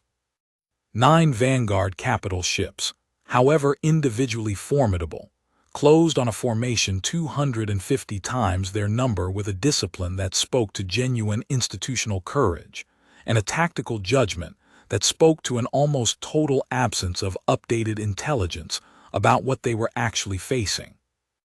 Cade's dreadnought squadrons, already positioned from 11 hours of holding formation at the spire, did not so much defeat the vanguard task group as demonstrate, with clinical and unhurried thoroughness, exactly how large the gap between reputation and reality had become. 6 of the 9 ships were destroyed within the first 90 seconds. The remaining 3 attempted withdrawal the instant their commander's flagship took a hit that stripped its main weapons array, and Cade, true to the pattern he had set at Threshold Gate, let them go. Because the message required a witness far more than it required a body count, and Warden Praxis Ithel, humiliated and alive, would carry the account back to whatever remained of his caste's leadership with a precision no second-hand report could have matched. "Casualties our side," Cade said, once the plot had cleared. "None, Admiral," Rao reported, and this time did not attempt to keep the disbelief entirely out of her voice, because 11 hours ago even she had not fully believed the numbers Cade had spent 19 years insisting were achievable, and watching them prove out a second time, against a force with a fearsome reputation and genuine training, had a way of settling doubts that mere planning never quite managed to. Grand Ledgerkeeper Vem reopened the channel within the hour, and this time there was no institutional fear in her voice at all, only the flat, resigned clarity of an administrator who had just watched her civilization's most feared military caste get answered in 90 seconds and understood, completely, that no further test of the arithmetic was going to produce a different result. "The Vanguard's action was not sanctioned by this office," she said. "I am formally repudiating it on the record across the same network that carried your original transmission. The terms stand, all 4 of them. And Admiral, I want it entered into our record, and I would ask that you enter it into yours as well, that the Ledger Office's failure was not merely administrative. We had 19 years to reconsider whether unlisted status was a policy we could defend, and we chose, repeatedly, not to look at it closely enough to have to answer the question. That failure belongs to us. I would not want history on either side to record it as anything smaller than what it was." "It's entered," Cade said. "On our side it's been entered for 19 years. Today's the first day it got read back to anyone who could actually be held to it."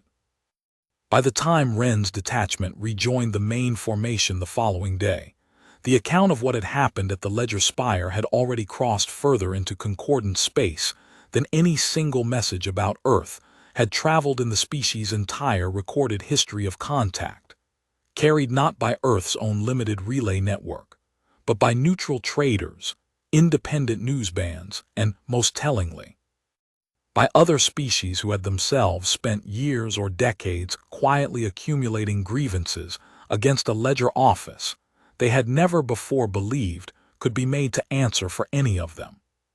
A border colony belonging to a species called the Marin, 3 systems distant, filed a formal grievance re-review request within 30 hours, citing the Earth precedent explicitly.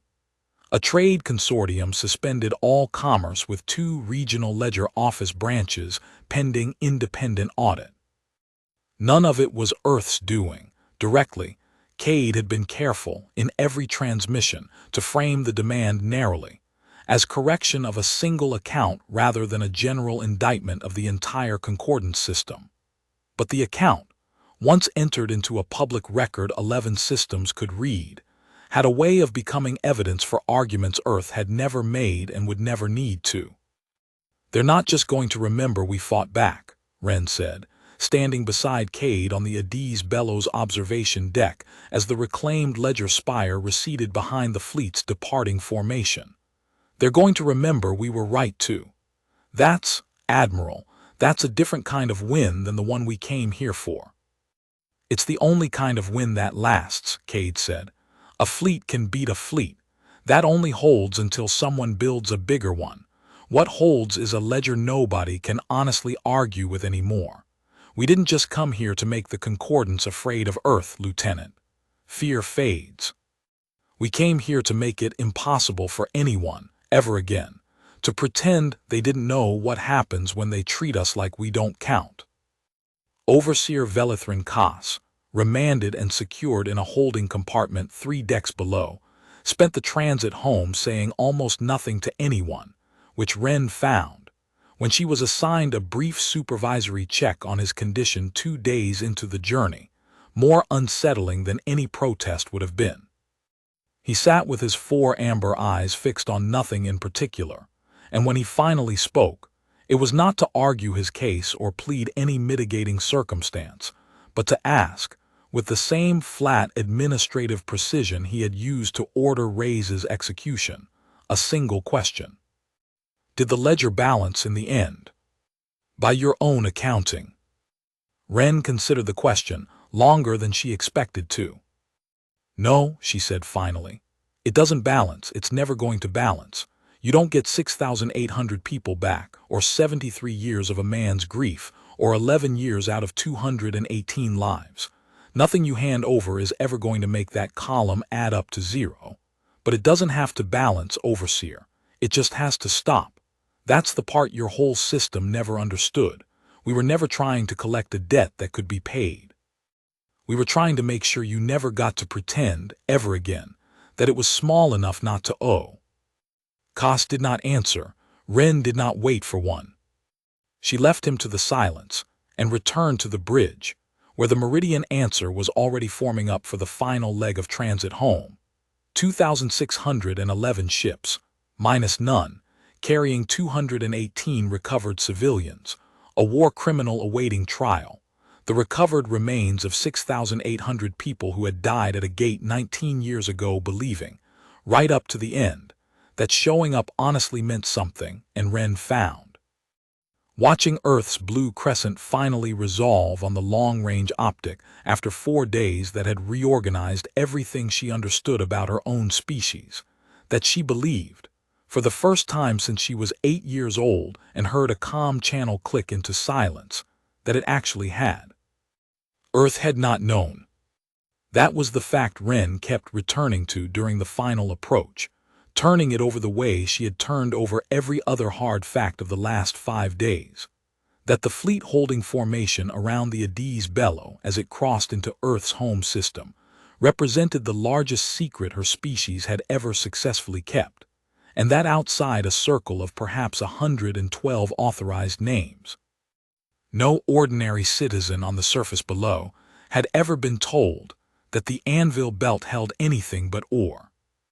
The Assembly's Speaker of Council, a woman named Odalise Ferreira, who had been a junior undersecretary 19 years ago and had stood, by her own later account, in the very crowd outside Assembly Hall, where a young mining foreman named Havorson Cade first heard his species declared incapable of war, addressed the planet 6 hours before the fleet's arrival, in a broadcast that Wren watched from the RIL's tactical seat alongside Korea.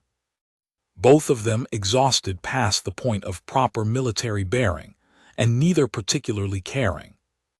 19 years ago, Ferreira said, her voice steady in the particular way of someone who had rehearsed this exact moment for longer than she had ever expected to actually need it. This government told you that Earth had nothing left to answer the concordance with. That was, at the time, entirely true. What I am telling you tonight is that it stopped being true a very long time ago, and that we chose, deliberately, not to tell you, because a secret held by everyone is a secret held by no one, and the lives of the people building your answer in the dark depended on you never having reason to suspect it existed. I am sorry for that deception. I do not regret it. In 6 hours, a fleet of over 2,000 ships, built and crewed entirely by Earth citizens who spent up to 19 years lying to their own families to protect this program, will arrive in home orbit, carrying home 218 of our people who were taken from us, and held in conditions this government only learned the full scope of 5 days ago. They are also carrying the remains of the Meridian convoy, recovered and returned after 19 years, and the man responsible for their deaths, to stand trial under our own law for the first time in this species' history. We were not forgotten, because we made certain in silence for 19 years that we never could be again. The response from the surface, once the fleet actually became visible, first as a scattering of drive flare points against the dark limb of the planet.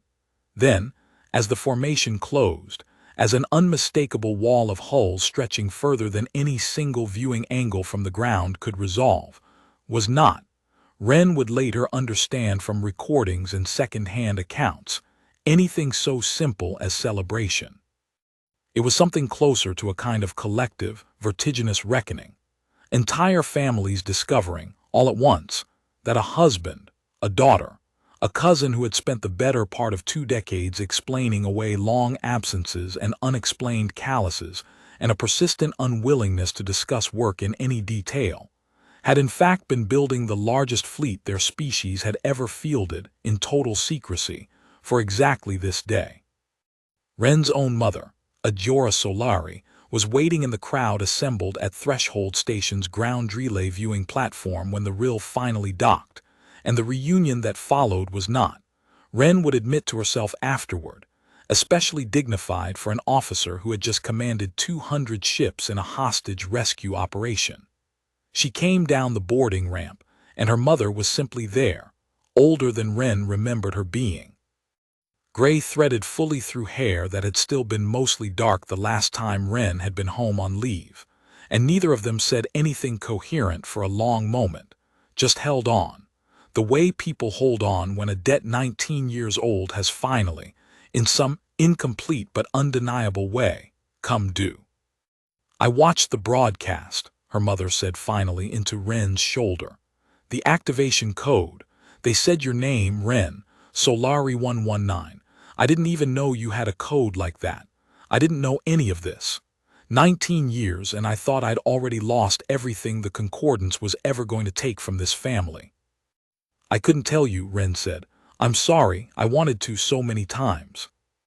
"Don't be sorry," her mother said, pulling back enough to look at her properly, eyes wet in a way that Wren had seen exactly once before, 19 years ago, on the day the household comm went silent. "Tamsin's name is coming home too. They told us. The recovery team found the wreck fragments. They're bringing back what they could. I get to bury my daughter properly, 19 years late, because my other daughter sent a code that brought 2,000 warships out of hiding. I am not sorry about a single day of this, Wren. I am so proud of you, I don't have words that are big enough." 200 meters down the same platform, Boniface Terberg stood in a small, disbelieving crowd of relatives who had spent 11 years believing him lost with his trawler in a storm that had, in fact, never sunk anything, but the fiction the Concordance had built around his disappearance. A grown son who had been 19 when his father vanished and was now 30, 2 grandchildren he had never met clutching at his coat as if afraid he might vanish again if they let go, and Wren, watching from a respectful distance while her own mother finally released her, found she had to look away from it for a moment, because some grief, even resolved grief, was not built to be watched by strangers. Admiral Cade found her there 20 minutes later, having conducted, Wren gathered from the fresh formality still hanging on him, a considerably less private reunion of his own somewhere on the same platform. A grown daughter, gray-templed herself now, who had been a child in an evacuation convoy 19 years ago, and had apparently spent the transit home learning, for the first time, exactly what her father had actually been doing on all those extended belt postings. "Council's convening a formal commendation ceremony in 4 days, he told her. "You're being promoted to lieutenant commander, effective immediately, and there's talk, more than talk, I'd guess, given how the council votes on these things, of a permanent staff posting for you afterward, tactical liaison, something with your name attached to it in a way that isn't going away for a long time. I wanted you to hear it from me before it hits the official channels. I didn't do this for a promotion, Admiral." "I know that," Cade said. "That's exactly why you're getting one. The people who did this for the promotion, Lieutenant Commander, are not the people I'd have wanted holding an activation code for 19 years. He looked out across the platform, at families finding each other in a crowd that would take days to fully sort itself out, at a fleet still holding orbit above them, visible even in daylight now, A wall of hulls that Earth's own children would grow up never remembering a sky without. 19 years ago, I stood in a crowd like this one and got told my species had nothing left.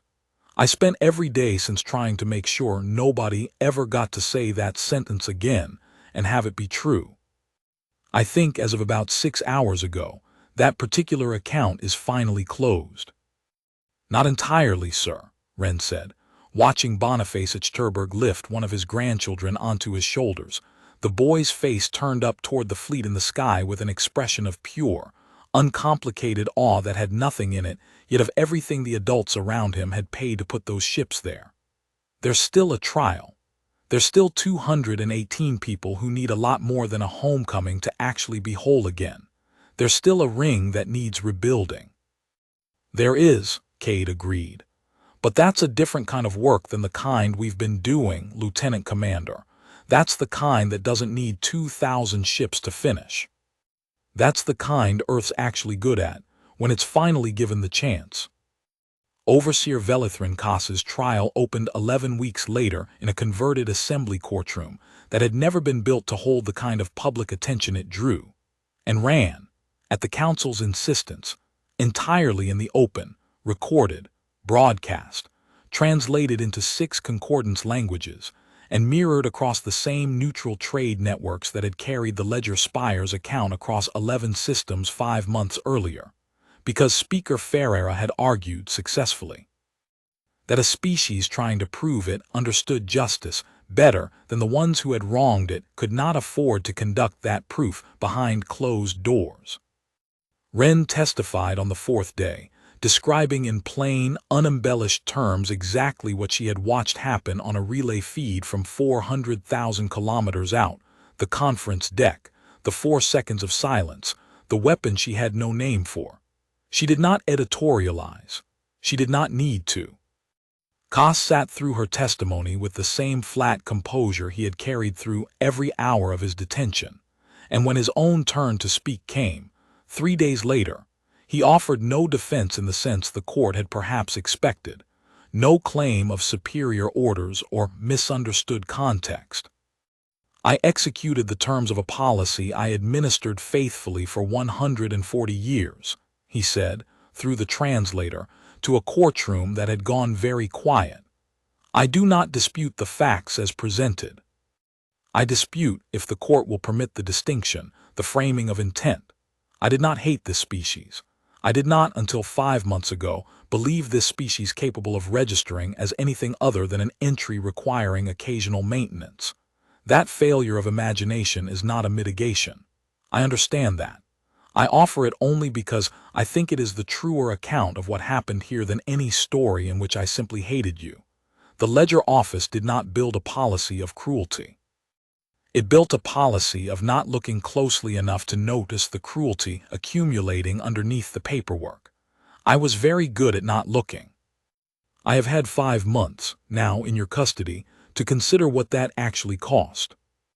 The court found him guilty on both counts, the execution of Magistrate Alay Reyes and the destruction of the Bello Memorial Ring, and sentenced him, under a statute the council had drafted specifically for the case, to life confinement on Earth, under conditions a visiting concordance observer delegation later described, in a formal note appended to the regional record, as more humane than the standard the Ledger Office itself extended to prisoners of its own.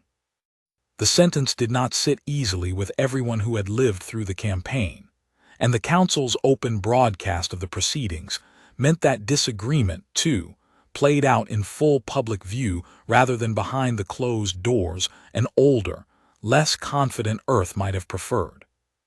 Ajora Solari told her daughter plainly, over dinner 2 nights after the verdict, that she thought life confinement was too gentle an answer for a man who had ordered a strike on a monument built for the dead of his own making. And she was not alone. Public forums across the Assembly's networks ran hot for weeks with the same argument. Veterans of the blockade years and relatives of the Meridian dead demanding to know why a species that had just proven it could deliver total, final, disproportionate consequence had chosen, in the one instance where a single named offender finally stood in front of them, to extend something that looked, to angry eyes, uncomfortably like mercy. Wren found herself defending the sentence more often than she expected to, in conversations that ran later and harder than any committee briefing, and came to understand, arguing it out loud enough times, that her own reasoning had less to do with sympathy for Koss than with a harder, colder calculation about what kind of species Earth intended to be once the fighting was actually finished. The fleet was never the whole answer, she told her mother that same week, in a conversation she would remember clearly for years afterward. The fleet was how we made them listen. What we do with Koss now, that's the part where we prove the listening was worth something. If we kill him because killing him feels satisfying, we've told every neutral network watching this broadcast that we're exactly the kind of power that settles accounts with cruelty once we've won. If we try him under our own law in the open and hand down a sentence we can defend to anyone who asks, we've told them something else entirely, that the 2,000 ships weren't the point. The account was the point. And an account handled with restraint, once the danger's passed, is worth more to us in the long run than one settled with a bullet ever could be.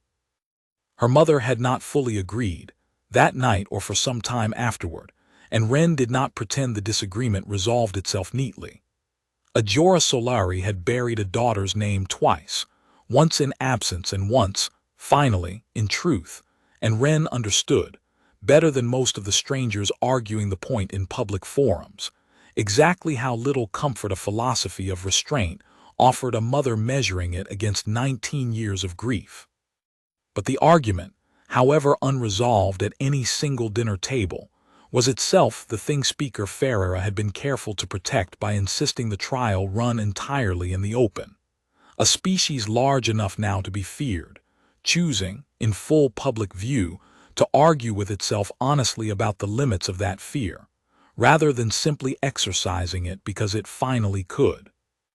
Grand Ledgerkeeper Vem attended the sentencing personally, the first concordance official of her rank ever to set foot on Earth's surface, and stood afterward with Speaker Ferreira in a quiet side chamber for a conversation neither party ever fully disclosed, though Wren, present in an advisory capacity as the council's newly appointed tactical liaison, caught enough of it to understand that it concerned less the specifics of Koss's confinement than the larger question both women had clearly been circling for weeks: what a permanent relationship between Earth and the Concordance's regional apparatus might actually look like now that the old fiction of Earth's irrelevance could never again be honestly maintained. "Your species solved a problem we did not know we had," Vem said, at one point, in a tone Wren recognized, having spent months by now studying the woman's public statements, as close to genuine admission as Ledger office training generally permitted. "We believed our system was efficient because nothing ever seemed to push back against it. We understand now that the absence of pushback was never evidence the system was fair. It was only evidence that we had not yet met anyone with the patience to wait 19 years before pushing." "I'd like to think that's a lesson that outlasts this particular account," Ferreira said. "But I've learned enough about your ledgers, Grand Ledgerkeeper, to know that lessons don't stay entered unless someone keeps checking the file." "Then perhaps," Vem said, "it is fortunate that your species has just demonstrated an unusual talent for checking files." The wider diplomatic consequences unfolded more slowly than the battle had, over months rather than hours, in the patient, unglamorous currency of trade delegations and formal recognition requests, and the quiet recataloguing of a species that 11 systems worth of neutral observers had spent 19 years filing, without much thought, under categories that no longer applied. The Dorney Trade Consortium that had broadcast the Calder Reach records unprompted sent Earth's first formal off-world trade delegation within 4 months, arriving not with the caution diplomats reserved for a dangerous unknown, but with something closer to the careful respect extended to a party whose patience had just been proven, expensively, to have limits. 2 smaller regional powers, previously content to let the Concordance's ledger office handle any question involving a species as marginal as Earth had been classified, opened independent contact within the year, each delegation arriving with some version of the same unspoken question. Not whether Earth could be trusted, but whether Earth, having demonstrated exactly what it was capable of when provoked, could be persuaded to remain patient a second time, on any account, ever again. Cade fielded most of those early delegations personally, in a role the Council formalized 6 months after the campaign as fleet commander of what the Assembly had, by then, stopped calling the Meridian Answer in official documents and started calling, simply, the Earth Defense Fleet. The covert name retired along with the covert program, though Wren noticed, in the informal talk among crews who had served through the build-up years, that Meridian Answer never entirely disappeared from use. The way the name a thing earns in secret, sometimes, outlasts the name it's given once it no longer needs to hide. Wren herself spent much of that first year in a role she had not particularly sought and did not, if she was honest with herself, entirely enjoy briefing rooms, formal receptions, testimony before council committees drafting the statutes that would govern Earth's newly formalized standing among its neighbors, work that felt, after the clean, terrible clarity of the campaign itself, oddly shapeless, the kind of labor that never resolved into a single moment you could point to and say, there. That was the thing that mattered. It was Korea, promoted alongside her and posted to the same liaison staff, who eventually said out loud the thing she had been circling for months without quite admitting it. "You missed the rill," he said, one evening in the staff mess aboard the Addis Bello, now permanently stationed in high Earth orbit as the flagship of a fleet that no longer needed to hide. "I miss knowing exactly what the job was," Wren said. "Out there it was simple, get the people out, hold the line, deliver the account. This," she gestured at the stack of committee briefings on the table between them, "this is just as important, I know that. I just don't always know at the end of a day like today whether I did it right." "For what it's worth," Korea said, "I don't think anybody who actually cares about doing it right ever gets to feel certain about that kind of work. I think that's sort of the point of it." He paused, then added, with the particular directness he'd earned the right to over the last year, "Boniface Achterberg's granddaughter asked me last week if I knew you.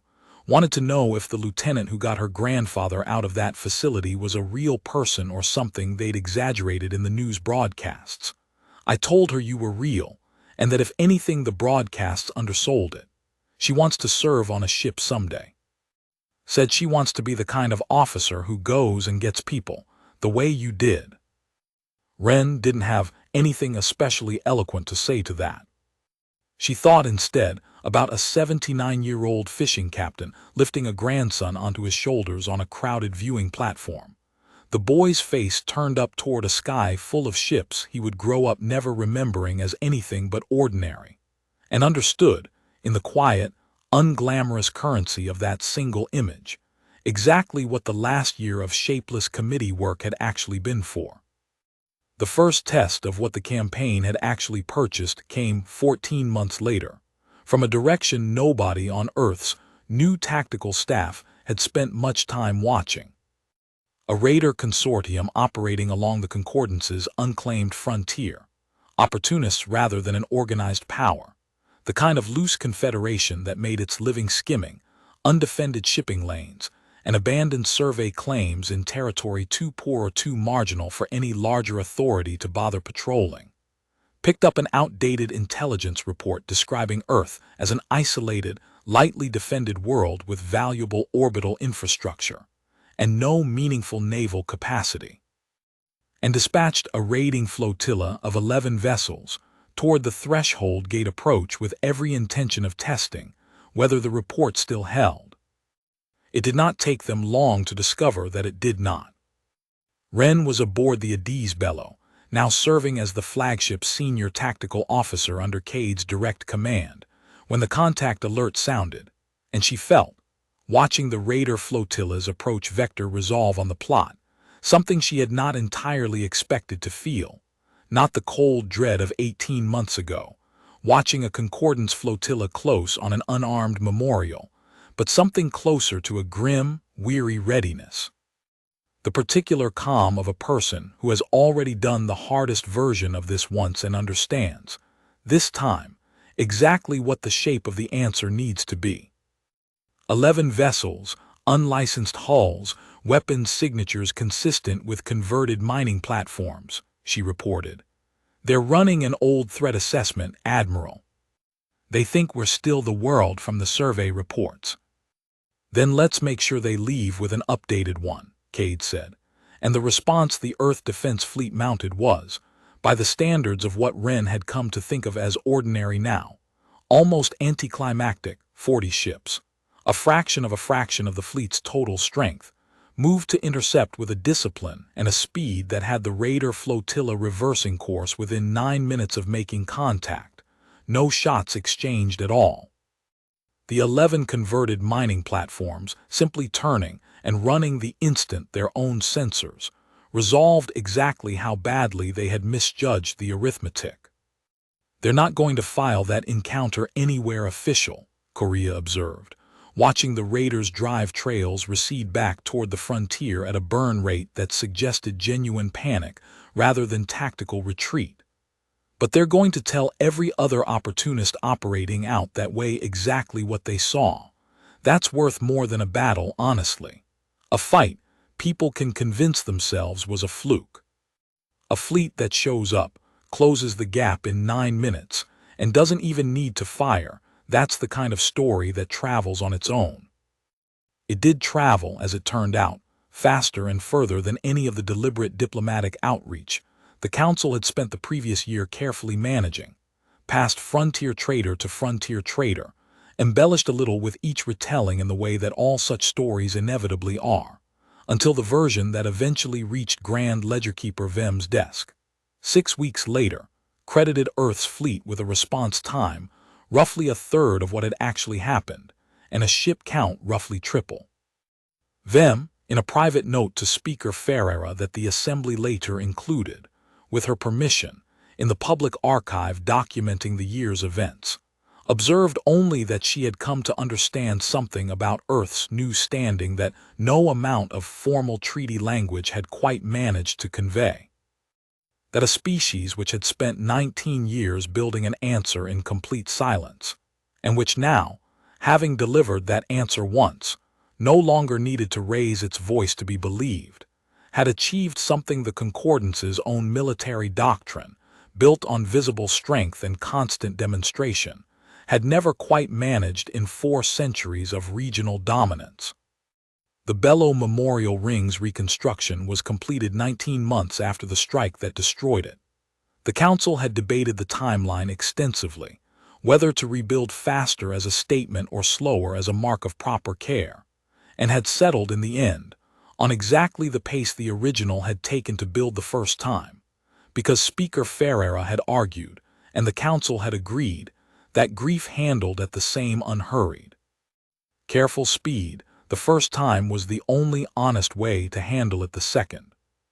Wren attended the reconsecration ceremony in dress uniform, standing near the front of a crowd considerably larger than the modest gathering that had marked the original dedication 6 years before the strike, because the ring now carried, alongside the 6,800 names from the Meridian convoy, 219 new names added along its outer band. The 218 recovered from Calder Reach and elsewhere across concordant space in the joint recovery effort that had followed the campaign, all of whom had lived to see the reconsecration and stood, many of them, near the ring's viewing platform to watch their own names, entered as survivors rather than casualties, catalogued alongside the dead as part of the same unbroken account. And one final name that had not been on the original hull at all. Emmanuel Osai, Row 1, new inscription placed at the ring's entrance rather than among the numbered rows behind it, at the Council's decision, because Speaker Ferreira had insisted, over some initial procedural objection, that the man who had spent his last 11 minutes lighting the names of 6,800 strangers, so the galaxy would have to see exactly what it destroyed, deserved to be the first thing anyone read on the way in, not one more entry buried among the rest. Boniface Terberg's granddaughter, 11 years old now, the same age her grandfather had been taken from her family's memory for, though not, thankfully, from the family itself, stood near the front of the crowd with her hand in Boniface's, and when the ceremony's formal portion concluded and the crowd began the slow procession past the inner hall, Ren watched the girl reach up and trace Emmanuel Osai's name with one finger, carefully. The way children learning a new alphabet trace letters they have not yet fully mastered, and thought, watching her, of the promise she had made to herself watching this same ring come apart in fragments across an orbit a lifetime and a half ago. Precision, not rage, a debt collected so completely it could never again be treated as a rounding error. She found Admiral Cade near the ring's outer viewing gallery after the crowd had thinned, standing where the reconstructed hull framed a long, clear view of Earth's daylit curve below, close enough now, in the ring's low orbit, that the whole blue arc of it filled most of the gallery's transparent outer wall. "Speaker Ferreira offered me a full council seat last week," Cade said, without preamble, in the particular way he had of starting a conversation somewhere in the middle of a thought he'd clearly been having alone for some time. "Fleet Commander Emeritus, permanent advisory standing, the whole ceremonial package. I told her I'd think about it. I don't think I'm going to take it." "Why not, Admiral?" "Because I spent 40 years learning tolerances and yield strengths before I ever learned to command a fleet, and I've come to believe that's the more useful skill of the two, in the long run." He nodded out at the curve of Earth below, the reconstructed ring's shadow just visible as a thin, dark line tracing itself slowly across daylit ocean. "This fleet's going to need someone in the yards for the next 30 years making sure the next generation of hulls gets built with the same patience the last one did, so that whoever's standing on this deck when the next test comes, and there will be a next test, Lieutenant Commander. There's always a next test. That's just the shape of the galaxy we've decided to be a part of has the same margin we had. I think that's a better use of what's left of my working life than a seat at a table arguing procedure." "And me, sir?" Cade looked at her for a long moment, the particular assessing look she remembered from a forward hangar 19 months ago, before either of them had fully understood what the next 4 days were going to cost or purchase. "You've got the raised seat," he said.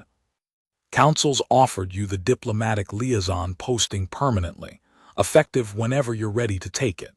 But I'd tell you the same thing I told myself 19 years ago, standing in a crowd that had just been told we had nothing left. There's more than one way to spend a career making sure this species never has to feel that particular fear again. You don't have to pick the podium if the podium isn't where you actually want to stand. There's a squadron command opening on the Frontier Patrol in 6 weeks. Somebody's got to be the first face any opportunist sees when they come testing that old survey report a second time. I can't think of anyone better suited to be standing there when they do." Ren looked out at Earth's slow blue curve, at the thin shadow of a rebuilt ring tracing itself across daylit water below, at 6,800 names and 219 more that would never again be treated as an entry too small to matter, and understood that she had, in fact, already made this decision some months ago, without quite letting herself notice she'd made it. "I'll take the squadron, Admiral," she said. "I think I'd rather be the one holding the line than the one explaining afterward why it held." Cade smiled then, briefly, the expression sitting a little unfamiliarly on a face that had spent most of 19 months set in careful command flatness, and reached out to shake her hand the same way he had the first day she reported aboard, a grip that still belonged to a man who trusted work more than words. "Then go build the next 19 years, he said. "Somebody has to. It might as well be someone who already knows exactly what they're worth." Ren took command of Frontier Squadron for 6 weeks later, 41 ships stationed along the edge of Concordance-administered space nearest the old raider corridors, and spent the better part of a year learning that holding a line was, in its own way, as demanding as anything the campaign itself had asked of her. Not because the work was dramatic. Most weeks it was almost aggressively undramatic. Freight escort and boundary patrol, and the patient, unglamorous business of making sure 41 crews stayed sharp against a threat that mostly chose, wisely, not to materialize. But because the entire value of the posting lay in nothing happening, and nothing happening required a discipline that battle, for all its terror, had never actually demanded of her. The something that finally did happen arrived 11 months into the posting, and came, when it came, from a direction the squadron's threat assessments had rated as functionally closed. A cell of 6 ships, crewed by former Vanguard cast officers who had been quietly discharged from Concordant's military service in the reorganization that followed Warden Praxis Ithel's defeat, and had spent the intervening 2 years nursing a grievance that Regional Command's official channels had never adequately addressed, struck at a joint Earth-Dorney trade convoy transiting a corridor 80 light minutes from Frontier Squadron 4's patrol line, not a raid for profit. Wren understood within minutes of the first distress signal, but a deliberate act of reprisal, aimed specifically at restoring a reputation. The cell's members believed the Vanguard's humiliation 18 months earlier had permanently stained. 6 ships, ex-Vanguard hulls. They've disabled 2 of the convoy's freighters, and they're broadcasting a manifesto instead of demands, her tactical officer reported. A young lieutenant named Farida Akanjo, who had transferred in from the Addis Bello's own crew roster on Wren's specific request, one of the belt's second generation of officers. Too young to have served through the original build-up, but raised on stories of it the way an earlier generation might have been raised on stories of anything else that mattered. Their saying this is a correction of the account your fleet claimed to have closed. They want it broadcast on the same networks that carried the Ledger Spire transmission. Wren felt something settle in her, cold and familiar, the particular clarity she remembered from a tactical seat on the Rill 18 months and a lifetime ago, watching a debris field that had been a monument scatter slowly across an orbit she could not reach in time to save it. They want a broadcast, she said. They're going to get one. Squadron, formation on me, intercept vector, best speed. Akanjo, open every channel those 6 ships are transmitting on, and get me a live relay to the Council's public network the second we're in range. If they want an audience for this, we're going to make sure they have one for how it actually ends.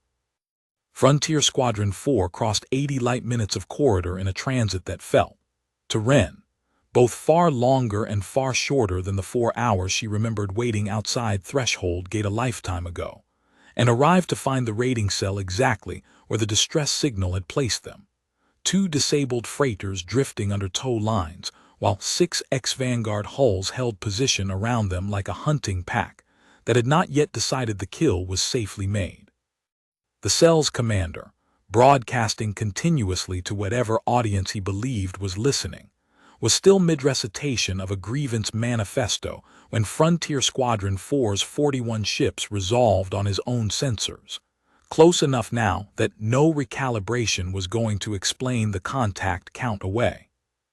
"You are outnumbered," the commander said, his voice catching for 1/2 second before the old Vanguard training reasserted itself, "but not outmatched. We fought your admiral's fleet once, Commander, and we do not fear the arithmetic a second." "You didn't fight my admiral's fleet," Wren said, cutting across him on the same open channel, her voice level in a way she had spent 18 months learning to make sound entirely natural even when it wasn't. "You fought 9 ships against 2,300. I have 41 against your 6, and I have every intention of using every single one of them if you do not release those freighters and power down within the next 90 seconds. But I'd rather you understood something first, because I think it matters more than the arithmetic does. You're not here because you actually believe you can win this. You're here because you want a story that says the Vanguard still has teeth, broadcast on a network that will carry it to everyone who watched you lose the first time. I'm not going to give you that story. I'm going to give you a different one. The one where 41 ships arrive, release 2 freighters and their crews without a single shot fired, and take 6 former officers into custody to answer for attempted piracy and unlawful use of decommissioned military hardware. Because that is a much smaller and much more honest account of what actually happened here today than the one you were hoping to broadcast. The 90 seconds passed in a silence that Wren, watching the tactical plot with the particular patience Cade had spent 19 months teaching her by example rather than instruction, found she was fully prepared to let run its course. At second 81, the lead raider hull began powering down its weapons array. By second 90, all 6 had complied. No casualties, Akanjo reported some minutes later, once the freighter crews had been recovered and the 6 ex-Vanguard officers secured under guard. 2 freighters damaged, all personnel accounted for. Commander, the Council network picked up the relay. This is already circulating. Then let it circulate, Wren said, watching the 6 captured hulls fall into formation under escort, and found in that moment that she understood something about Cade's 19 years of patient discipline that no amount of second-hand telling had ever quite managed to convey to her before she'd had to live a smaller version of it herself. The story that would travel outward from this encounter would not be a story about firepower, because no shots had been fired to make it one. It would be a story about a species that had built its answer once completely, and now no longer needed anything but its own unhurried arrival to settle an account a smaller power had hoped to reopen by force. That was, she thought, watching Earth's newest frontier squadron escort 2 rescued freighters home under a sky that no longer needed reminding what stood behind it. Precisely the kind of story Cade had spent 19 years trying to make true, long before he had a single ship to prove it with. The 6 ex-Vanguard officers were handed over to a joint Earth Concordance tribunal 3 weeks later. The first case tried under a new bilateral judicial framework that Speaker Ferreira and Grand Ledgerkeeper Vem had spent the better part of a year quietly negotiating in the aftermath of Cass's own trial. A framework built, at Earth's insistence, on the principle that any offense involving both a concordant citizen and an Earth citizen would be heard by a panel drawn from both species. Rather than defaulting, as every prior arrangement in the region had defaulted for centuries, to whichever authority happened to hold physical custody of the accused. Vem herself sat on the panel, a fact that drew considerable attention across the regional broadcast networks that had, in the 18 months since the Ledger Spire transmission, developed something close to a standing habit of covering any proceeding with Earth's name attached to it. Her presence was not ceremonial. She questioned the raiding cell's commander directly, at length, about the manifesto he had broadcast, and pressed him, with a persistence that surprised Wren, watching the proceedings from the gallery reserved for material witnesses, on the specific claim that the Vanguard's defeat at the Ledger Spire had constituted a dishonor requiring correction. "You describe your defeat as dishonor," Vem said. "I would ask you to describe, instead, what you believe honor would have required in its place. 9 ships engaged a formation 250 times their number, on the orders of a commander who believed reputation alone would settle an arithmetic problem it could not actually settle. 6 of those 9 ships were destroyed. Their crews are dead because a superior officer's pride outweighed his judgment. I do not see dishonor in that account, Commander. I see a policy failure identical in shape, though smaller in scale, to the one this office spent 19 years committing against the entire population of Earth. You have spent 2 years nursing a grievance against a species that offered your caste's survivors a chance to withdraw, alive, rather than pursue them to annihilation for a symbolic point. I would ask you to sit with the fact that the mercy you are angry about is the only reason you are alive to be angry at all." The tribunal sentenced all 6 to extended confinement under the same joint framework, and the broadcast of Vem's questioning, unscripted, unmistakably genuine, an institution's most senior surviving administrator publicly repudiating the very doctrine of reputation-first military pride that had cost her civilization 6 ships and however many lives across 4 centuries of quieter, less publicized encounters, did more, in the months that followed, to settle the frontier's remaining pockets of resentment than any additional show of force could have managed. Frontier Squadron 4's patrol logs over the following year recorded a steady, measurable decline in probing incursions along the old raider corridors, until by the second anniversary of the original campaign, the corridor Wren's squadron patrolled had become, by regional trade route safety ratings independently compiled by 3 separate neutral observer networks, the most reliably secured shipping lane in the sector. Wren did not attend every anniversary observance the Council organized in the years that followed. Some fell during deployments. Some she simply chose, quietly, not to make into more spectacle than the day already carried on its own. But she made a point, whenever duty allowed it, of returning to the Bellow Memorial Ring on the date itself, in the plain uniform of a serving officer rather than the dress formality the Council would have preferred. To walk the inner hull corridor the way Emmanuel Osa had walked it once, at the end, with no one watching and nothing left to prove. By the 5th anniversary, Frontier Squadron 4 had grown to 63 ships under Wren's continued command, folded now into a permanent regional defense architecture that Cade still, at 73, overseeing the belt yards with the same unhurried, exacting attention he had given them for 24 years, had helped design as something meant to outlast any single officer's tenure, built on the same patient principle that had built the Meridian answer in the first place. That the actual deterrent was never the battle itself, but the demonstrated, sustained, unglamorous willingness to keep building, keep training, keep holding the line quietly for as long as it took, so that no ledger anywhere in concordant space could ever again mistake Earth's silence for absence. Boniface Achterberg's granddaughter, 16 now, and formally enrolled, against her grandfather's initially mixed feelings and eventual full-throated pride, in the Assembly's newest officer cadet program, stood among the crowd at the 5th anniversary observance in a plain cadet's uniform, and found Wren afterward, near the ring's outer gallery, with a question she had clearly been saving for exactly this occasion. "They teach us the campaign in strategy classes now," she said. "The whole thing, the build-up, the battle, Calder Reach, the Ledger Spire, but nobody's ever explained the part I actually want to know. When you sent the code, the activation code, from the shuttle escort, how did you know it was time?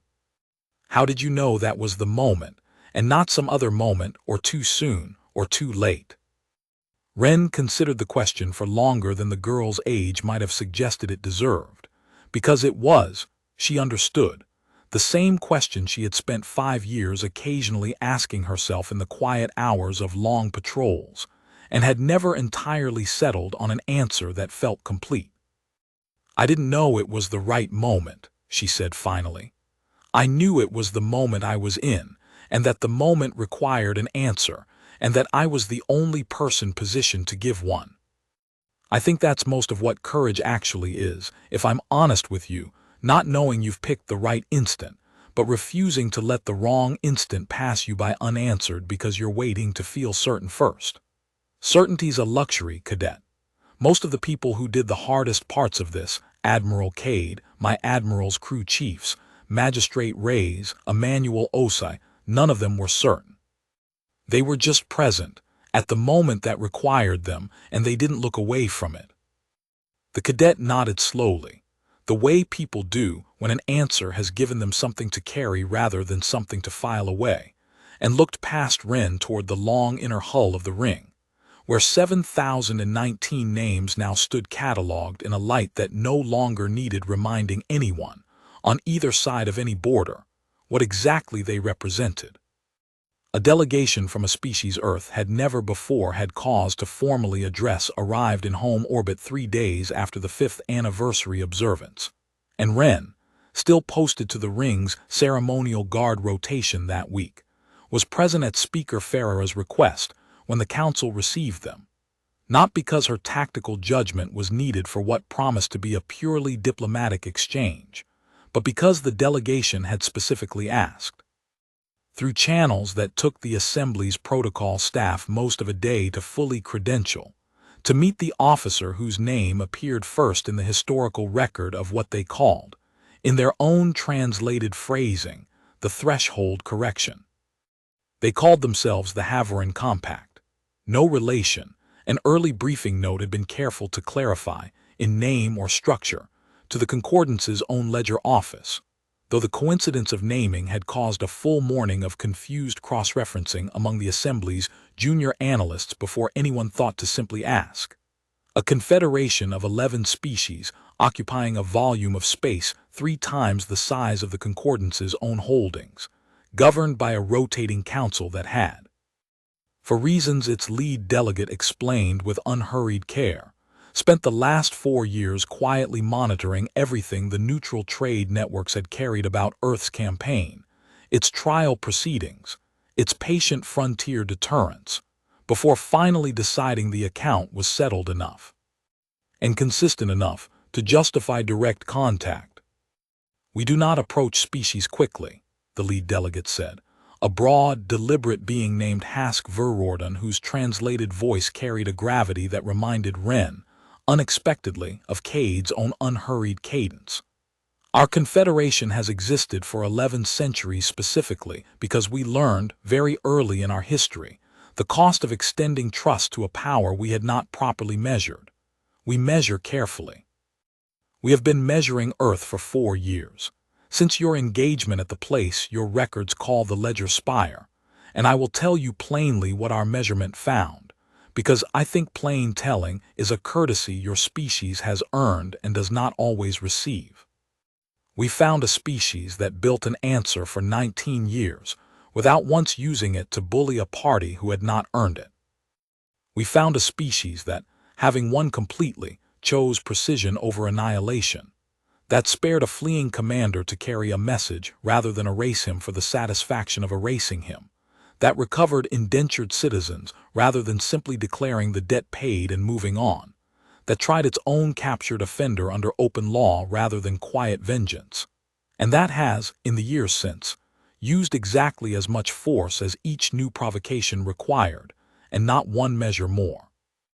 That is a rarer profile than you may realize, Admiral, Lieutenant Commander, Speaker. Power is common enough among species who survive long enough to leave their home systems. Power exercised with that particular, consistent discipline is not. We would like to propose a standing trade and mutual defense framework, negotiated as equals, with a species we have concluded is exactly as dangerous as it needs to be, and no more.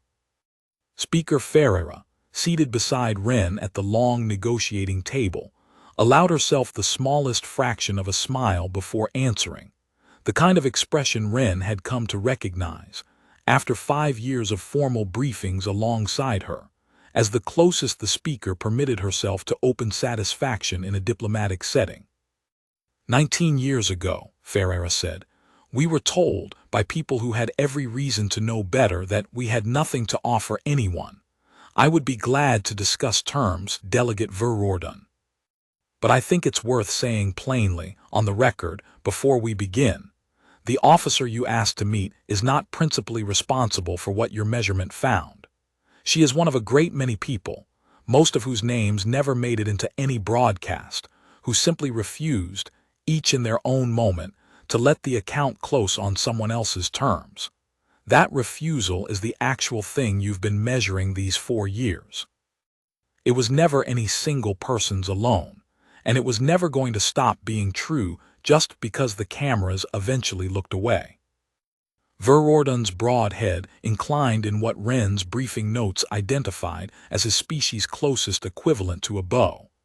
Then we are glad to have finally measured it correctly, he said. It is not a small thing, Speaker, to find a power this size that did not need us to teach it restraint.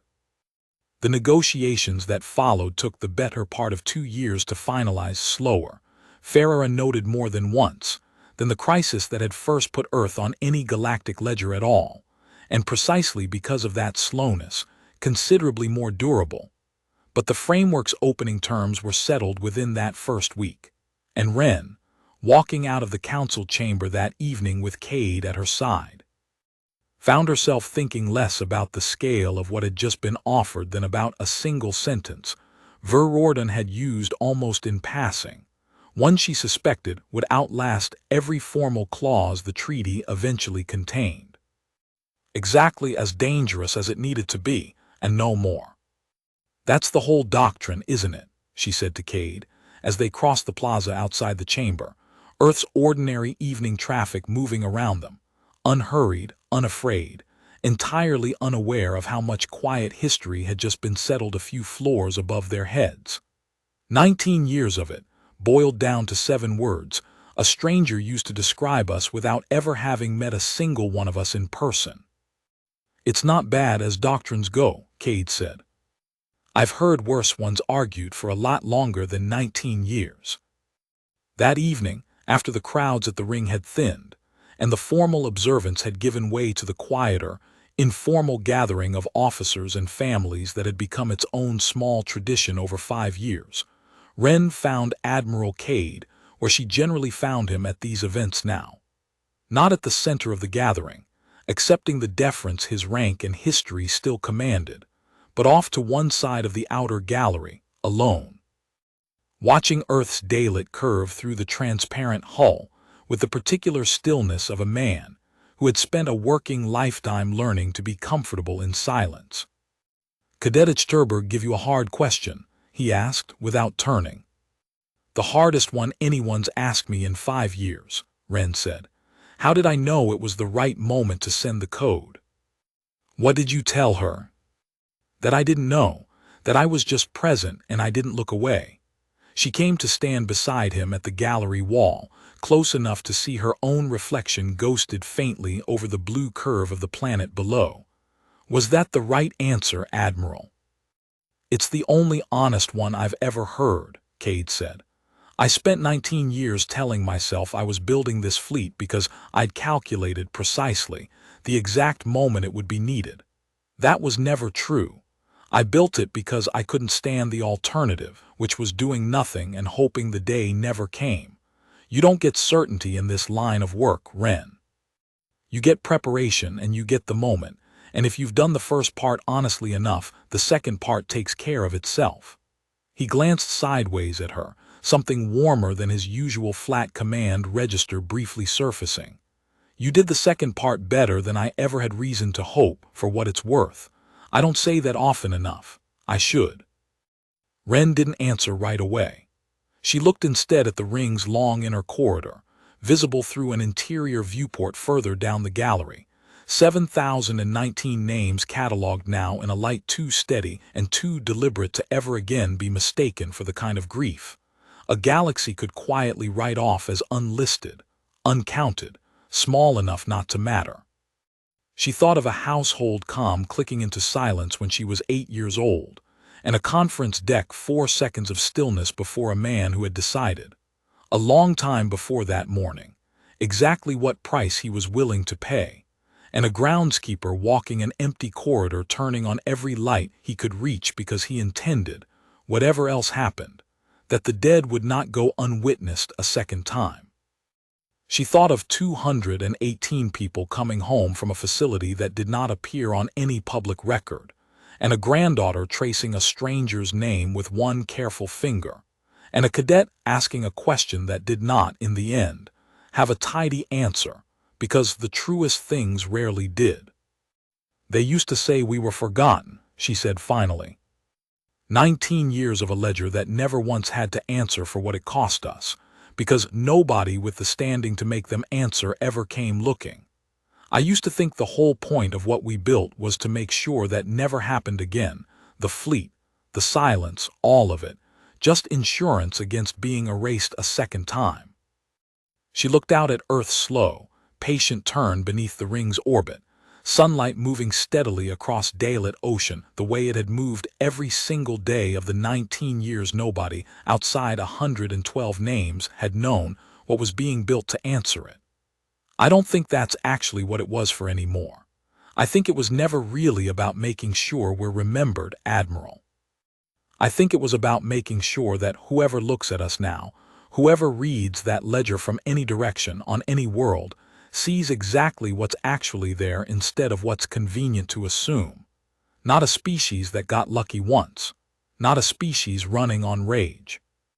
A species that built an answer patiently, for 19 years in the dark, without anyone's permission or acknowledgement, because it had decided, quietly and completely, exactly who it intended to be long before anyone else was paying attention. Cade was quiet for a moment, watching the same slow blue turn of the world below. "That's the part I don't think the Concordans ever understood about us," he said. "Not until it was already too late for the understanding to change anything. They spent 19 years measuring what we had. They never once thought to measure what we decided. Those aren't the same account, Lieutenant Commander. They never were." Wren stayed at the gallery wall long after Cade had gone, watching Earth turn beneath a fleet that no longer needed to hide, past a ring inscribed with more names than any single grief should have to carry and fewer, still, than the debt had actually cost.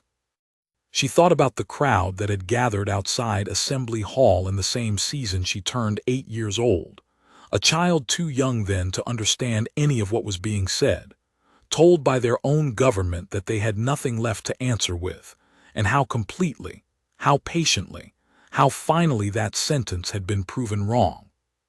She thought, too, of everyone who had not lived to see it proven, Tamsin, whose name she could now visit rather than merely remember, the first speaker who had believed, right until the last transmitted word, that showing up honestly still meant something to a species that had already decided otherwise. Magistrate Reyes, who had walked onto a conference deck already knowing the price and paid it anyway, without flinching, so that the record would show exactly what kind of answer Earth was owed. And Emmanuel Osai, who had spent his final 11 minutes making certain the dead would not go uncounted a second time. None of them had lived to stand in this gallery and watch the ring catch the evening light. All of them, in some way that no ledger on either side of this account would ever fully capture, had built the patience that made the moment possible. The galaxy had spent 19 years assuming Earth's silence meant surrender. It had taken 4 hours in the end to teach them otherwise, 4 hours, and 19 years of quiet work before them to make those 4 hours possible, and every year since, spent making certain the lesson would never need repeating. That was the whole of it, she thought, watching the last of the daylight cross the ring's inner hull and catch, for one bright, unhurried moment, on 7,019 names that would never again be small enough for anyone to overlook. They had not been forgotten.